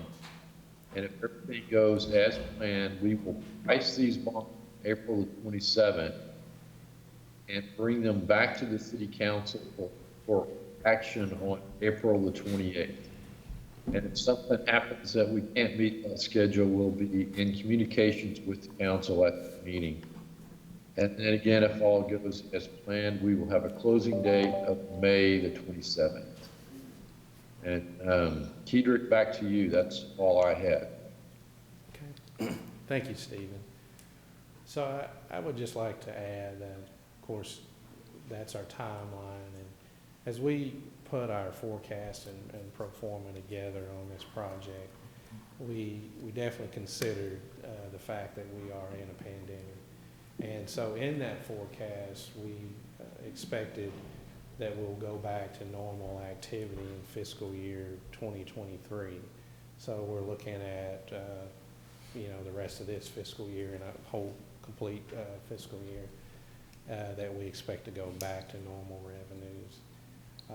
So we tried to be as conservative as we could on this, and I think we've got a pretty good plan together. So Kedrick, can you explain, we've got the 7% hotel tax and the 2% hotel tax, and explain how and why that 2% was created and what actually is going to be leveraged for this debt and where the money's going to come from. Okay, so we do have a general 7% and then the 2%, which is for convention center.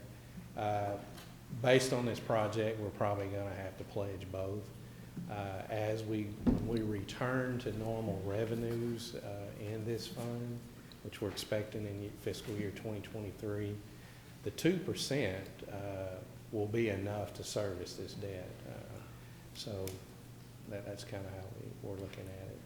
And that's what I want people to know is that 2% that was, is that a rebate or a refund or? Well, in a normal year, the 2%,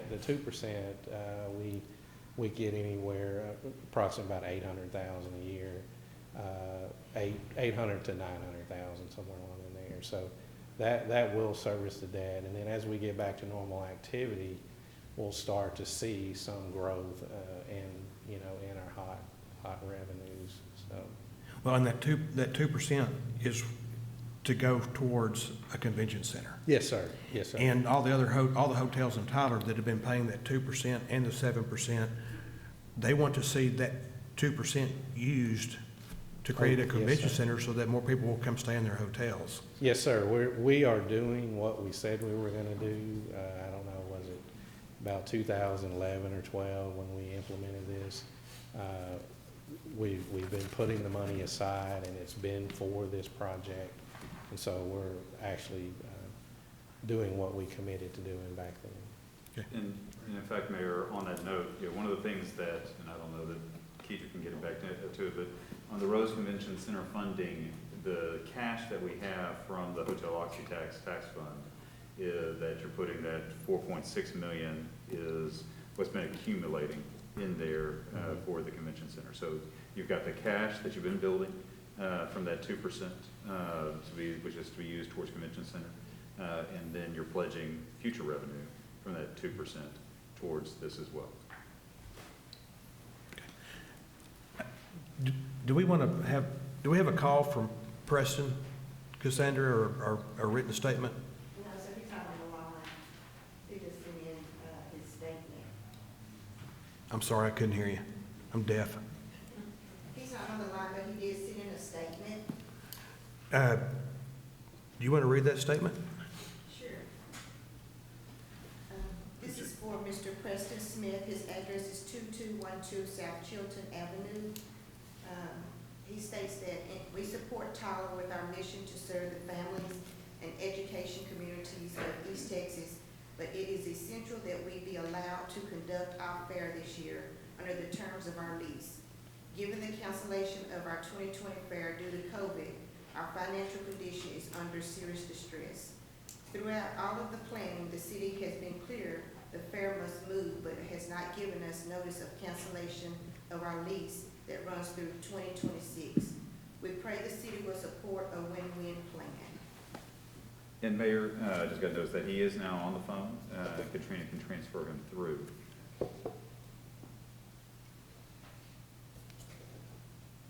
Preston, you there? Not yet.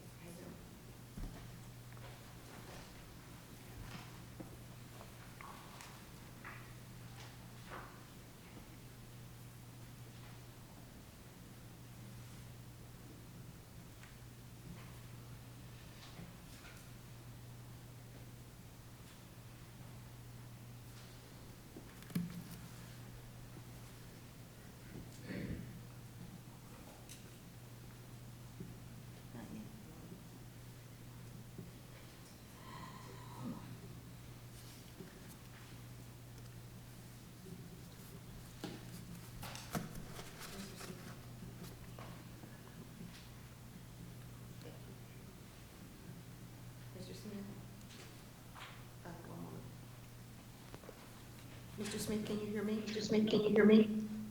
Yes. Go ahead, sir. Go ahead, sir. Preston, you there? Preston, you there? Yeah, I am. Cassandra just read your. How can we get rid of that feedback?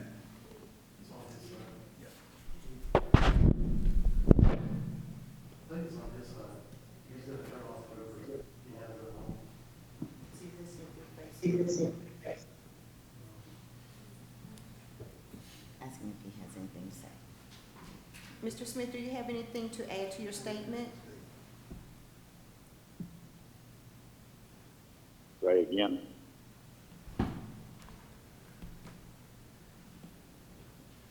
Preston, do you have anything that you want to add to the statement that Cassandra read to us?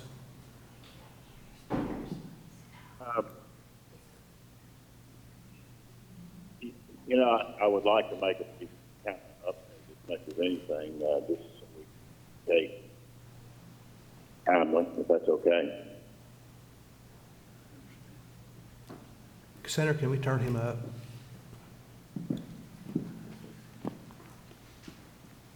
Mr. Smith? I can barely hear you. Hold on, Preston. Can you speak now, Mr. Preston? I can hear you.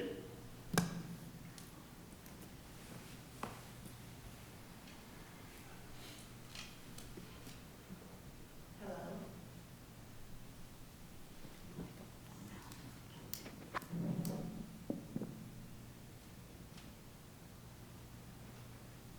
Can you hear us now, Mr. Preston? That sounds good.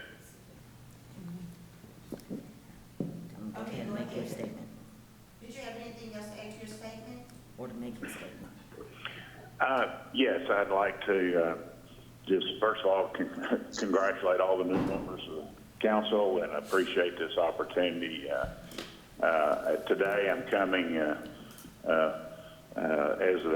representing the East Texas State Fair, which obviously is a foregone conclusion. We won't be part of the Rose Complex in the future, but we've been working diligently with a national firm called Mixed Design out of Hebron, Indiana, to develop a tourism and agritourism destination plan and business plan. We've also worked with Bob Breedlove, local engineering, for planning, but we don't have a definite timeline. And as I mentioned, we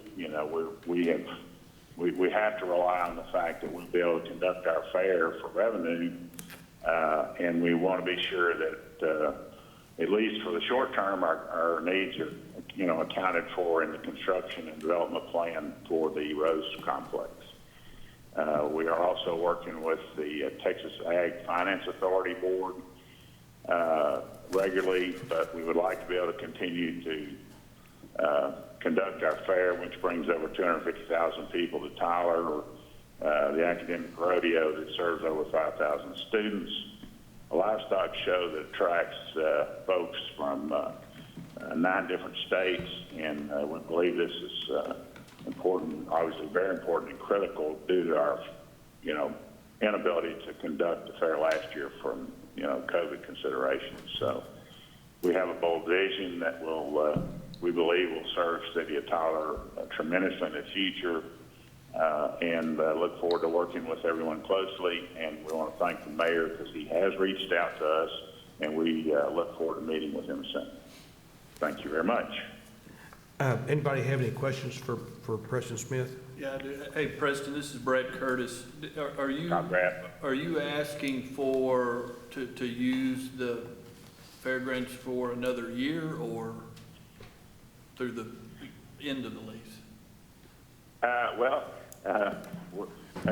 soon as we get Plan A to get where we're going, then I can give you a timeline. But we've always counted that this year would be part of our business plan, and that was communicated frequently and consistently with Mayor Hines and the Honorable Kevin Eltife and all.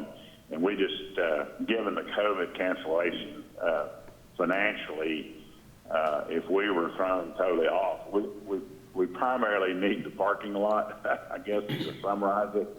I don't think we have planned to use Harvey Hall. So, again, and I think we can coordinate construction and that kind of stuff to accommodate us. And then ideally, I say our plan B is if we can't go somewhere, figure out how we can conduct a fair either somewhere in coordination on the grounds into the future, or figure out an appropriate site. But there are not many sites that work. So, Preston, this is James Wynn. Are y'all anticipating having fair activities in 2021? Say again? Preston, are y'all anticipating being able to hold any events in 2021 based on our current conditions? Yes. By the fall, we feel that combination of the, vaccination, herd immunity, et cetera, that there have been numerous fairs held even through the pandemic, and we take extra precautions, obviously, and space out and that kind of thing. And so they've been able to successfully do this. The closest example was in Tulsa, and they saw no impact from the Tulsa State Fair, which is significantly larger than ours. But anyway, we do anticipate being able to conduct. So. Anybody else have any questions for Preston? I've got a meeting with Preston Smith and John Sykes next Monday, and so we hope to kind of hash through this. Because kind of two different segments of the fair. There's the where all the livestock is, and then there's the parking lot. So there's a couple different issues to work through, and Preston, you've been great. John Sykes has been great, and I look forward to meeting with you, and thank you for calling in. Yeah, well, thank y'all all so much for the service, and I'll put my other hat on, be sure everybody get vaccinated, wear the mask, and social distance. So y'all take care, and thanks so much. Thank you, Preston. I just want to comment on the project itself. This project is critical to the community, but primarily to the restaurant and the hospitality industries in Tyler and Smith County. And so this project stands to revitalize or to help those industries recover. And out of that also too, you get increased tourism, increased sales tax. So this is a win-win for the community. I'm really excited about this project. Any other comments? Brad? Keith, what do we do we get to whenever this is, where it's bid in April, I guess, or May, and the bid comes in over, let's just say hypothetical, comes in substantially over $28 million. How does that affect the debt and all that? I mean, can the debt go up to reflect that, or are we set at 11, or what? Well, right now, what we have programmed is we need the 10.7, and that's what we're selling. If there is a contingency built into the 28 million.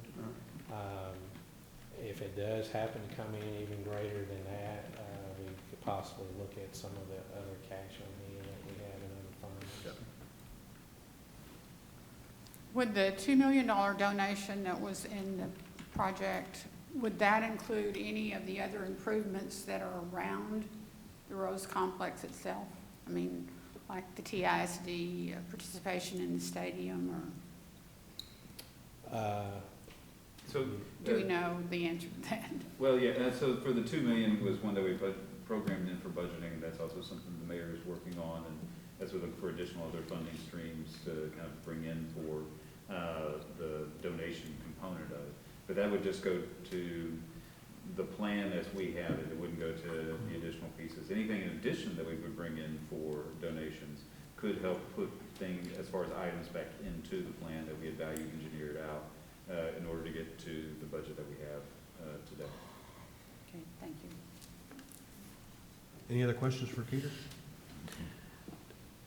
I'm excited about the project. I'm like Councilman Westbrook. I think it's the last 4 mayors have promoted it and have been behind it, and I think it's good for the community. It's good for the city.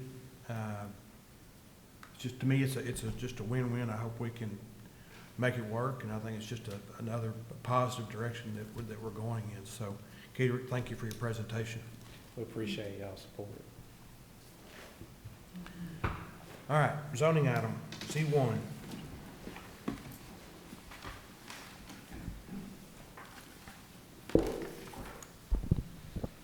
Kyle? Good morning, Mayor and Council. This zoning item was previously tabled at the January 13th meeting. I believe we'll need a vote to take it off the table. Is that correct? Okay. Say it again. We'll need a vote to remove it from the table for discussion. Move to take Z1 off the table action and move it to an action item Second. on the agenda. Who was the second from? Second. Motion by Westbrook, second by McKellar. All in favor, say aye. Aye. Opposed? Carry on. Okay.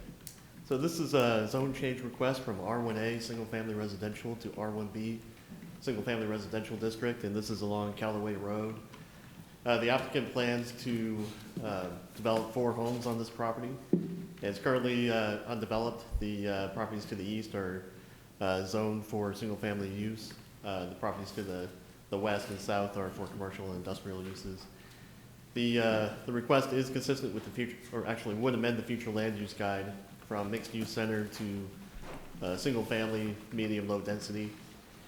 Again, the applicant plans to develop 4 homes on these properties. He plans to subdivide them into 4 lots. At the previous meeting, we did have a neighbor that was concerned about the property lines and whether they were the owners or the applicant owned the property, or if they owned the property being rezoned. And since that meeting, they have turned in a notice or returned a notice in opposition to the zone change. For that reason, they're wanting to see that process be resolved prior to proceeding with the zone change here. And that actually creates a protest calculation of over 20%. That's about 25% opposition. And so with that, that would require a 3/4 majority of city council to approve the zone change. We have, the applicant is here. They are in attendance, and they have provided staff with warranty deeds and title insurance for the properties that they purchased. Staff also received similar documents from the previous owner who sold it to the applicant. In communication with the neighbor that was concerned about the property lines, they plan to have a survey completed in the coming weeks to show where their property lines are based off the survey. And so at this point, even though the Planning and Zoning Commission did approve or recommend approval of the zone change, but at this point, given the dispute between the property owners in terms of ownership there, that staff would recommend tabling this request for indefinite period of time to allow that process to resolve itself. Okay. Any questions for Kyle? So the issue is a property line, where that property line, it's not the property in its entirety that's in question. 'Cause that's kind of what it sounded like last time. I think, well, yeah, I think the dispute is whether the property on the east side, furthest to the east there, the smaller one, is, who owns that? So, it may be a mixture of the whole thing, or where the property line is. And so, and since that's kind of an ongoing dispute, that it may be best to wait until that's complete. Well, it does seem like the dispute needs to be settled before we do anything, so. I move that we table Z1 indefinitely until the dispute on the property lines are resolved. Councilman, motion by Westbrook, second by McGee. Any further discussion? All those in favor say aye. Aye. Opposed?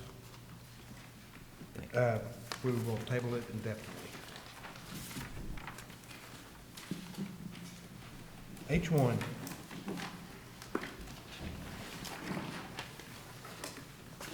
Good morning, Mayor and Council. This is a request that the City Council consider conducting a public hearing on and to consider adoption of a resolution authorizing and creating the West Place Public Improvement District. The first item will be for a public hearing, and I'll briefly go over the request here. The applicant, Bellwood 323 2019 LP, submitted a petition to the city last month to establish the Public Improvement District. The petition met the requirements, and the PID policy was also adopted at the same time by City Council on the January 13th council meeting. Part of the requirements is that any proposed PIDs be located within or adjacent to the north end revitalization area, and you can see on the previous map that it does meet that requirement. And this is a picture of the tract of land that is approximately 538 acres. The developer estimates the design, acquisition, construction of streets, sidewalks, drainage, water, wastewater, recreational areas, landscaping, irrigation, and lighting for this area to be approximately $150 million. The Tyler Comprehensive Plan calls for growth in all sectors of the city, and this proposal, the West Side Place proposed development, is located within the west sector of the city, and it helps provide for that balanced growth. The city will not incur any costs associated with the formation, bond issuance costs, administration, or the construction of PID improvements as outlined in our PID policy. At this time, it is recommended that the City Council consider conducting a public hearing. All right, we will go into public hearing. I'm not going to beat the gavel. Sorry. Okay. We will go into public hearing for this item. Cassandra, do you have anybody on the phone that's called in? No, sir. Is there anybody here that wishes to speak for or against this item?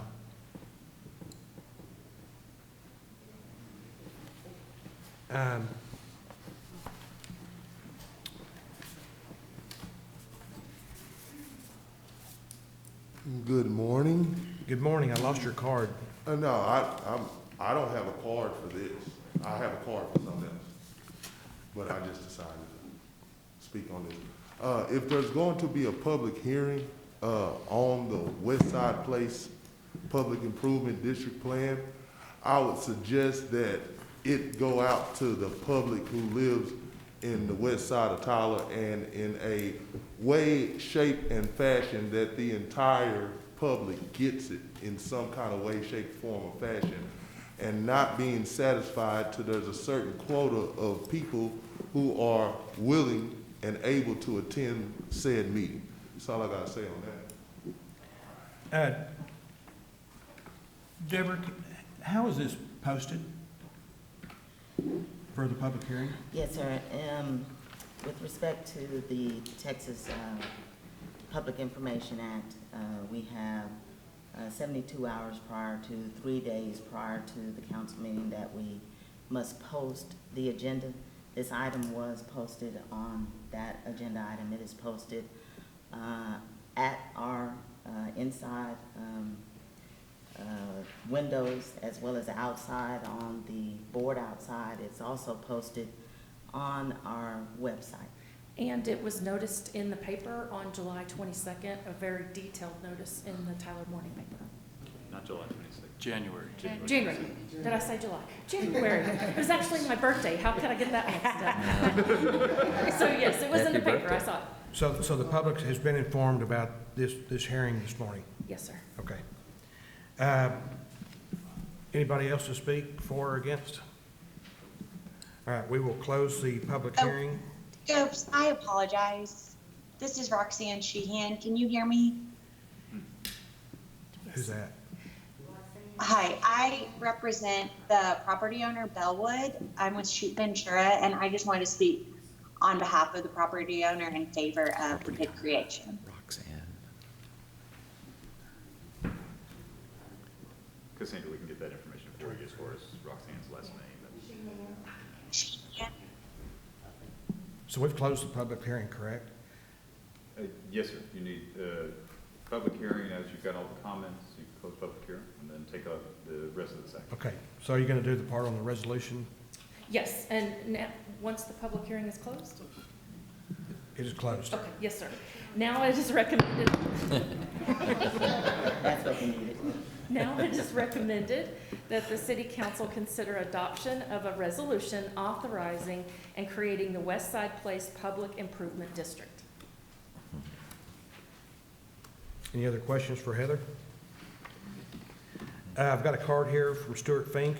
If anybody has any questions of Stuart, he's involved with the real estate company that's doing the development. Mr. No Mayor, questions? I don't have a question of his. I don't know if I'm too late to ask this question or not, but what other method did the gentleman that came up to speak, what other method would he like to see advertised to the public?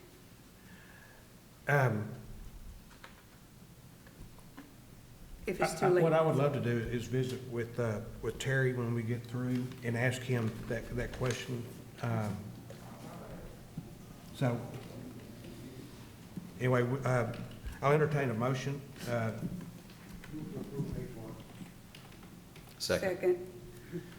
Got a motion by McGee, second by Westbrook to adopt the resolution authorizing and creating the West Side Place Public Improvement District. All those in favor say aye. Aye. Opposed? Motion carries. Thank you. M1. Thank you. In 2019, council awarded an engineering contract to Benchmark Design Group for the design of the Cloverdale Drainage Improvements Project. This is an area that's between Loop 323 and Old Jacksonville Highway, and the project area extends from Woodlark Drive to Caperton Boulevard.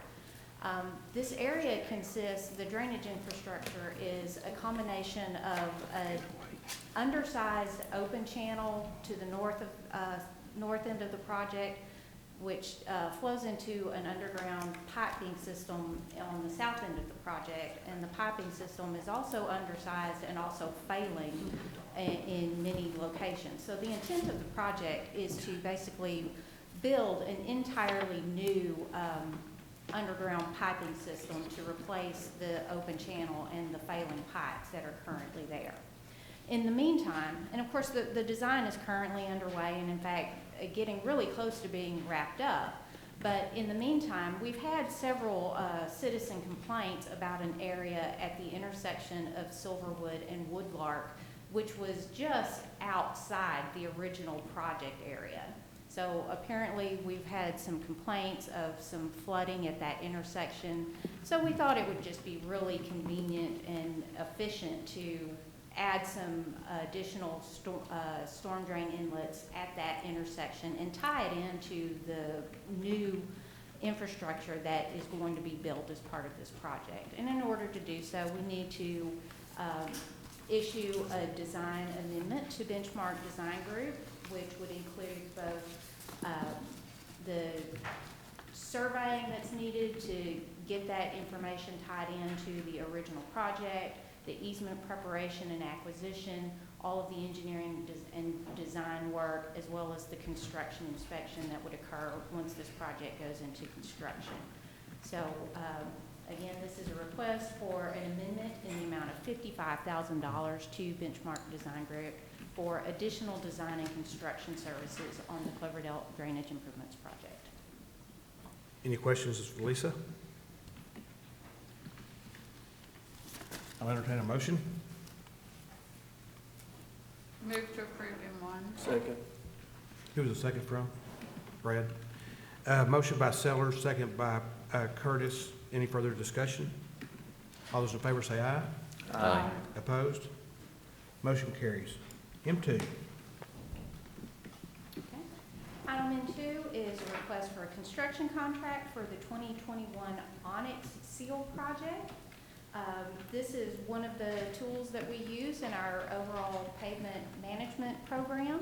The Onyx Seal product is one of those overlay type products. It's a slurry of, an asphalt type material with a very small diameter rock that we use particularly in residential areas. This is, it's a top coat that you put on the existing pavement to basically seal that pavement and extend the life of it. So the project this year includes just under 31 miles. It's 30.7 lane miles of roads, which is up from 22 lane miles that we did last year. And in fact, we're able to do more miles because we got a better unit price from the contractor this year. So we are proposing, again, 30.7 lane miles. Missouri Petroleum LLC is the only company in this area that basically specializes in this particular product. So they are the only bidder that we typically get. And again, it's a request in the amount of $445,542.24 for a contract with Missouri Petroleum for the 2021 Onyx Seal. But they're not a local contractor, right? I'm sorry? Are they a local contractor? They're not local to Tyler, but they're local to the region. And Mayor, if I may, I know as the mayor and I were looking at this item, he noticed that some of these were in relatively good condition, was asking about them, and the thing that I wanted just as kind of a brag point for Lisa and the city engineering department is that we are moving more to preventive maintenance versus as far as having to go in and then doing just repair maintenance. And so what you're seeing here with this action is that shift to where you're doing more preventive work on good streets, because you're able to now move in that direction. Thank you. And so the 31 miles that are selected, I mean, they're not just picked out of the air. So can No. you explain the scoring system for people that are watching? Yes, sir, sorry. So again, we do drive streets every 4 to 5 years. The last time we drove streets, and again, we're hiring a consultant to do this. They drive every single street in the city. They use a camera system that takes video, and then the data gets fed into a program that evaluates the streets for cracking or potholes or other sorts of surface problems. And that program provides a pavement condition index score, PCI score. So that data comes back to the city, and then the streets are prioritized primarily on the PCI data, but also because our own city staff then every single year goes and visually inspects the streets that are ranked high based on those PCI scores. And, you know, our methodology is really, we try to focus on areas in neighborhoods, which if you see the map, you'll notice that all of the areas are in particular neighborhoods. And so, again, as the mayor said, we are doing more of a preventive maintenance with this type of application, but also it's, you know, if you've got 5 out of 6 streets that have a very low score, you might as well do the preventive maintenance on that 6th street, even though the score is significantly higher. It's just not cost effective to not do that street when it's right there. Okay. I assume volume of traffic is also taken into account. It is. The volume not only affects which streets we do, but it also affects what method we use. Higher volume traffics tend to get our regular seal coat, which is a larger rock size that gets put down on the surface because it's a more durable surface. Any other questions for Lisa? Second. Motion by McGee, second by Curtis. Any further discussion? All those in favor say aye. Aye. Opposed? Motion carries. M3, Heather. Council, this is a request that the city council consider authorizing the city manager to execute a professional services reimbursement agreement for a public improvement district with Bellwood 323 2019 LP for the West Side Place Public Improvement District. Proceeds from bonds issued by a PID can finance capital cost and fund supplemental services to meet community needs which would not otherwise be constructed or provided. The bonds issued by the PID to fund the cost of eligible capital improvements and or supplemental services are paid entirely by property owners within the public improvement district, the PID, who receive special benefits from the capital improvements or services. And again, the PID may only be used to pay for public improvements. The developer has requested that the city conduct proceedings pursuant to the provisions of the PID Act to levy special assessments and to issue one or more series of bonds to provide for the construction, acquisition, or furnishing of certain public improvements within the district as agreed to by the developer and the city. And the developer has signed or agreed to advance monies to be used by the city to pay costs and expenses associating with the creating of the district, levying assessments, issuing bonds, such advances being subject to reimbursement or credit upon the successful issuance of the bonds or the termination or abandonment of such proceedings. So with that, these advance monies would be used to pay for all associated elements of the PID and financing. So it is recommended that the city council consider authorizing the city manager to execute a professional services reimbursement agreement intended for the West Side Place Public Improvement District. So to simplify what all you just said, we're gonna be getting a $15,000 check from the developer to reimburse us for cost? Exactly, and it'll go into escrow to reimburse, different costs, and then it'll be, replenished to pay for any additional costs as we move throughout the process. Okay. Any questions for Heather? And once again, this PID is going to cost nothing to the city. No. I guess I should look at Deborah. We do have, we do have several of our consultants online attending the meeting if you have any detailed questions concerning the bid process. I do have one question, and I did read this completely through, and I kept coming back to one sentence on page 37 that bothers me a bit. So if they could give me an answer to it, and it states, "The city will not be obligated to provide any funds to finance the authorized improvement other than from assessments levied on the property." So if there's a foreclosure on any property, the city has no obligation for the assessment that year. Would that just become a delinquent assessment, or what happens? Stuart, do you want to come up? address that? And we have our sheet. That's probably Heather, this is Mary Petty. Do you want me to address that? Yes, please. Go ahead, Mary. Mayor, good morning. My name's Mary Petty with P3 Works. We are the city's PID administrator. We work only for cities and counties throughout the state of Texas. Yes, ma'am, you are correct. In the event of foreclosure, there is a set aside account that is funded that will provide for delinquency and prepayments and for expenditures associated with those delinquencies. So the city would not be responsible for the payment of those assessments. It would be paid out of that prepayment and delinquency reserve account. And all of fees associated with that process would also be paid out of that.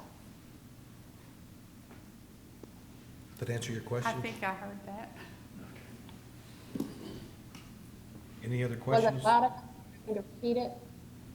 I think, yes, if in event of foreclosure, the city is not responsible for paying anything related to that. To the PID. Yes. And to also answer Councilmember Wynn's question about not costing the city anything, that's exactly kind of even the agreement right before you does as well, which is there are consultant costs that are involved in this, including city's consultant costs, and those are paid for by the developers so that even those who are providing our consultation are ultimately, that is being paid for by the developer so that there is no cost to the city through its general fund or other funds. Any other questions for Heather or Mary? Second. Have a motion by McGee, second by Westbrook. Any further discussion? All those in favor say aye. Aye. Opposed? M3 carries. Thank you. Russ? Morning, Mayor and Council.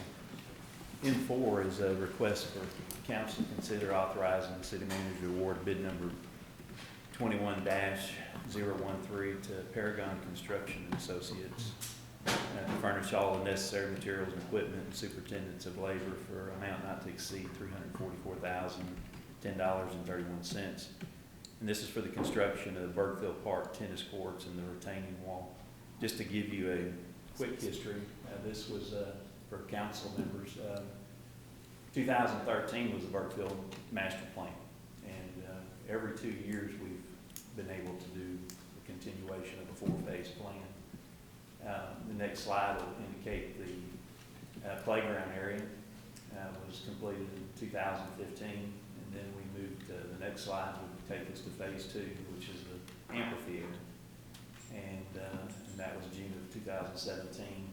And then on our third phase, which was Splasher, which in 2019, that was the third phase, and then the final phase is where we're at today, is actually the tennis courts. And we did demolition on this site. We were seeing some issues. There were safety concerns with the lights, poles, and many of them they'd been there so long that the very few grains of steel were still at the base, and so we were taking chances of falling. The fencing had some issues, and so just as a safety precaution, we went ahead and still did the demolition ahead of time. It would, instead of doing 2 demos, we just went ahead and did the whole thing. The aspect of this phase, with the next slide, kind of give you an idea, we do still have to address ADA access to the tennis court areas. There was a retaining wall that was had failure in it. We even had to do a temporary, but prior to the demo, it was these were old, probably telephone poles that were used, creosote telephone poles. They were falling over. The bench seating was wooden. So this design is to put in a bench seating, but in a concrete fashion, retaining wall. And all the thing that we looked at, we did, because of money, we had to see where we were. Part of the bid alternate, which we're asking for today also, was to continue the brick facade of the amphitheater, the old original iron ore rock that was out there. And so with that, we were able to get that. Funding was available for that through the Parks Capital, and then also donations. And as you can see how that lays out on the funding of all 4 phases. This doesn't include any design fees, those type of things, but that would put us over $2 million. But 75% of this project has been donations, and so in that neighborhood of funding. And so that's the thing that makes it doable to do the things that needed to be done in this park. This is a destination park. It's one of our beautiful parks in the most centrally located of the city and used heavily. Even through COVID, it's just been outpour of people using that park. And so with that, again, we just ask that you approve this bid number 21-13 to Paragon, and for any questions you might have. Russ, I've been involved in this project since 2013 and have watched it every step of the way. And to see the master plan just about finished. I mean, we've done every stage, and we've done it right. And it's going to be there for 50 years, and it's done to where it fits with the historic neighborhood. And I'm just, I've appreciated the whole council's involvement since 2013 up to today, and the whole deal with the tennis court. So it's been an exciting time, and these are the kind of projects I think that make you want to run for city council and make you want to run for mayor, because these are the things that you be involved with and make things happen and not just sit on the sidelines. So thank you for your involvement and everything that you've done. I want to applaud Mayor Warren for his diligent work at Burkefield Park. This is a park that's in my district, and I go down there on a regular basis, went down there for years and years, and I wish this park was in the condition it is now when I was pushing my kids on the swings, 20 years ago. But as Russ, you said, it's a destination park. People from all over the community use this park and from outside, so it's a park for everyone. So thank you for your work on it. Thank you. I got one card here. Anybody have any questions for Russ? I remembered what I was going to ask you. It's not going to sound like a serious question, but it really is. Are the court, and it looked like they may be, are the courts striped for pickleball as well? They're going to be. There will be, yes, sir. My wife hasn't. That's a really good question. Yeah, we're not going to talk about an age factor there or anything.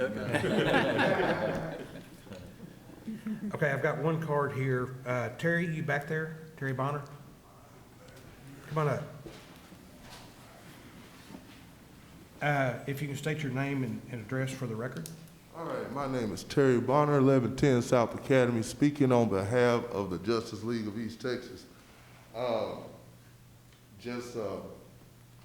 To this bid being awarded to this company, it's just, my community that I speak for is wanting transparency with how some of these bids are given, how some of them are considered, and whether minority contractors are being considered. especially with this being a company that changed its name last year, under new ownership last year, and brought on a new partner last year. So we just need a little bit more transparency in this department as far as it pertains to how are these contracts awarded, and are minority contractors being considered. We're asking for transparency in these type of programs, and programs such as, like, for example, the homeowner rehabilitation and reconstruction program. You know, the community as a whole, especially the community I represent, is not hearing about these things. They're not able to access the funds. They're not able to benefit from some of these grand things that are being put out there. But to stick back to this subject, y'all know how I do it. And I would suggest that some of this transparency not be in traditional and outdated media. And at this point, Facebook is considered traditional media. All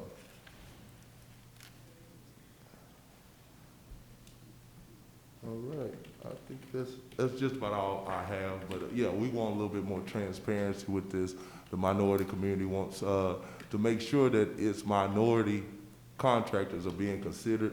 And again, being that this contract is considered being awarded to a company who changed its name last year, changed ownership last year, brought on a partner last year, I'm not quite sure how that happened. But if we had a little bit more transparency, that probably wouldn't be an issue. Thank you very much. Thank you, Terry. Russ, can you just explain the bid process for Terry? Yes, sir. The bid process, it does go through the same type of advertisements that even Heather talked about. And we don't dive into a bid history of people. I didn't know his answer. I didn't know that even happened. I knew there was conversations of different vendors, but we do accept any bid, and we consider all bids, and whoever's low bid is what we go after as far as if they meet all the criteria of the base price, those type of things. We do utilize historically underutilized businesses. That is a format. I've only seen it a couple times where we would get into that, but then they refuse to do the bid because of whatever the reason, I don't know. And so, you know, transparency is not an issue with us. I would be glad for him to be part of our park board meetings that we have when we discuss these things. And that aspect is always available, and these do get brought up. That's another form of advertisement, because we do put them on Parks Board agendas to discuss, and which we have a good representation in the community across the board in that area. And but I have people that are not members that do attend, and I encourage people to do that. That just gets, because I need input when it comes to the parks, and we've always reached out to the neighborhoods in those parks to do what we can to what does it mean to you, because we've seen it in Hillside, we've seen it with Emmett Scott, we've seen it with Woolder, that if you don't get that environment of the people who live around that park, you're not getting what they want. And so that's our goal, is it's a community park, is bring that to the table. And so that's the heart of the organization, is to do that. All right. Any other questions or comments for Russ? Move to approve M4. Second. Motion by Wynn, second by McKellar. Any further discussion? All those in favor say aye. Aye. Opposed? Motion carries. Now we are to the consent agenda. Mr. Mayor, I'd like to pull CA6 to the action item from the consent agenda, please. Okay. Does any action have to be taken to get something off the consent agenda, or can we just jump right to it? You can approve the consent agenda with the exception of CA6. Do you want to make that motion? Go. I move to approve the consent agenda except for CA6 as presented. I bet that's gonna be a second from McKellar. Second, yes, sir. Okay, motion by Westbrook, second by McKellar to approve consent agenda with the exception of CA6. All those in favor say aye. Aye. Opposed? Consent agenda passes with exception of CA6. All right, so let's go to CA6. Who wants to talk about it? I'll tackle it first, and then I'll see what the city clerk and city attorney want to add in. The item before you on CA6 is consider approving a resolution calling for the election on May 1st, that's a Saturday, 2021, to fill the offices of the Tyler City Council members for single-member district numbers 1, 3, and 5 on the Tyler City Council, and also calling for a joint election with Smith County, Tyler ISD, and White House ISD. If any of those entities were to not have an election, then they would fall out, but typically this has been our typical format of, and they are looking at doing the same thing, of entering into that kind of a joint agreement with us to be able to share in the costs as the election nears. Final date for filing is February 12th, and then so looking into next week and so, we'll be able to kind of finalize for which seats and where elections will be held and how that then will be budgeted out. I turn it to city attorney or city clerk. Anything y'all want to add? No, sir, if there are more questions, Mr. Councilman Westbrook has.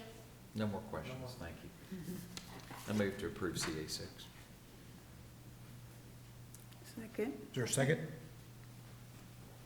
Anybody second it? Shirley. Oh, you did? Shirley did. I gotta get a hearing. Who made, okay, you made the motion. I did, she seconded. Okay. Motion by Westbrook, second by McKellar. All those in favor say aye. Aye. Opposed? CA6 carries.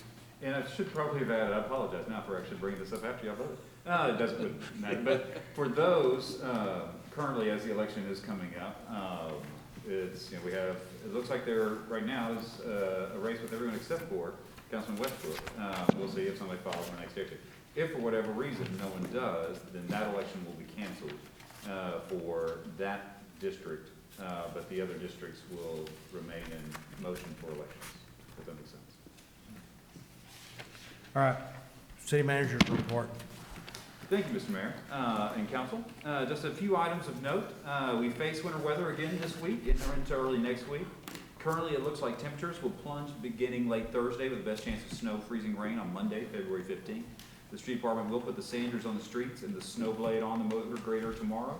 We have plenty of sanding material and de-icer on hand. And we also have a specific as far as locations list that we're utilizing to ensure that for, especially in relationship to emergency operations, hospital operations, that those streets and roadways stay open. We'll be closely monitoring the weather and have crews on standby in the event of winter weather later this week and into early next week. Over 2,000 tree seedlings will be handed out by the Tyler Trees Committee this Saturday, Saturday, February 20th, starting at 9 a.m. over at Christus Trinity Mother Francis South Tyler location on Broadway Avenue. These seedlings will be given on a first-come, first-served basis. Along with the seedlings, attendees will receive information on the species of their seedlings and proper planting information. This event is sponsored by Christus Trinity Mother Francis Health System, Arborgen, and the Texas A&M Forestry Service. Also, kind of in that same note, we have, in honor of the 100th commemorative anniversary of the Tomb of the Unknown Soldier, a donation of 20 white rose bushes were donated to the Rose Garden from members of the Mary Tyler chapter of the Daughters of the American Revolution. It is meant to resemble the Tomb of the Unknown Soldiers. A spot was designated in the northeast portion of the garden. The bushes were planted this week in hopes of them blooming for a ceremony that is scheduled for November 11th, 2021. We are quite excited and had the opportunity late last week to brag about the fact that we are #1. We received a 1 in ISO class ratings for our Tyler Fire Department and associated services, which means a reduction in insurance premiums for residents and businesses here in the city. And so we're quite proud of the work that the council has put into that, staff has put into that, to have that type of return on investment for our citizens. And then just a final note is something that we were kind of excited to get noted about. Tyler, Texas ranks number 20 of the best cities for black women in the U.S. MoneyGeek.com recently reviewed 200 cities across America to find where black women are doing best, and Tyler ranked up there in the top 10%. And so we were quite excited about that finding and have been advertising that. And so that kind of ends it for our report. Wow, that is. Okay. Thank you, Ed. That's a great report, sir. We do have executive session today. Should last 45 minutes or so. Not sure if we'll have action or not, but I'm going to read this and then we'll go out. The City Council may go into executive session regarding any item posted on the agenda as authorized by Title V, Chapter 551 of the Texas Government Code. Notice is hereby given that the City Council may go into executive session in accordance with the following provision of the Government Code. Under Texas Government Code, Section 551.074, Personnel Matters, deliberation regarding the following: the employment, duties, and evaluation of the city manager. Any final action to be taken by the City Council will be taken in open session. So we are now going to executive session. 11:26.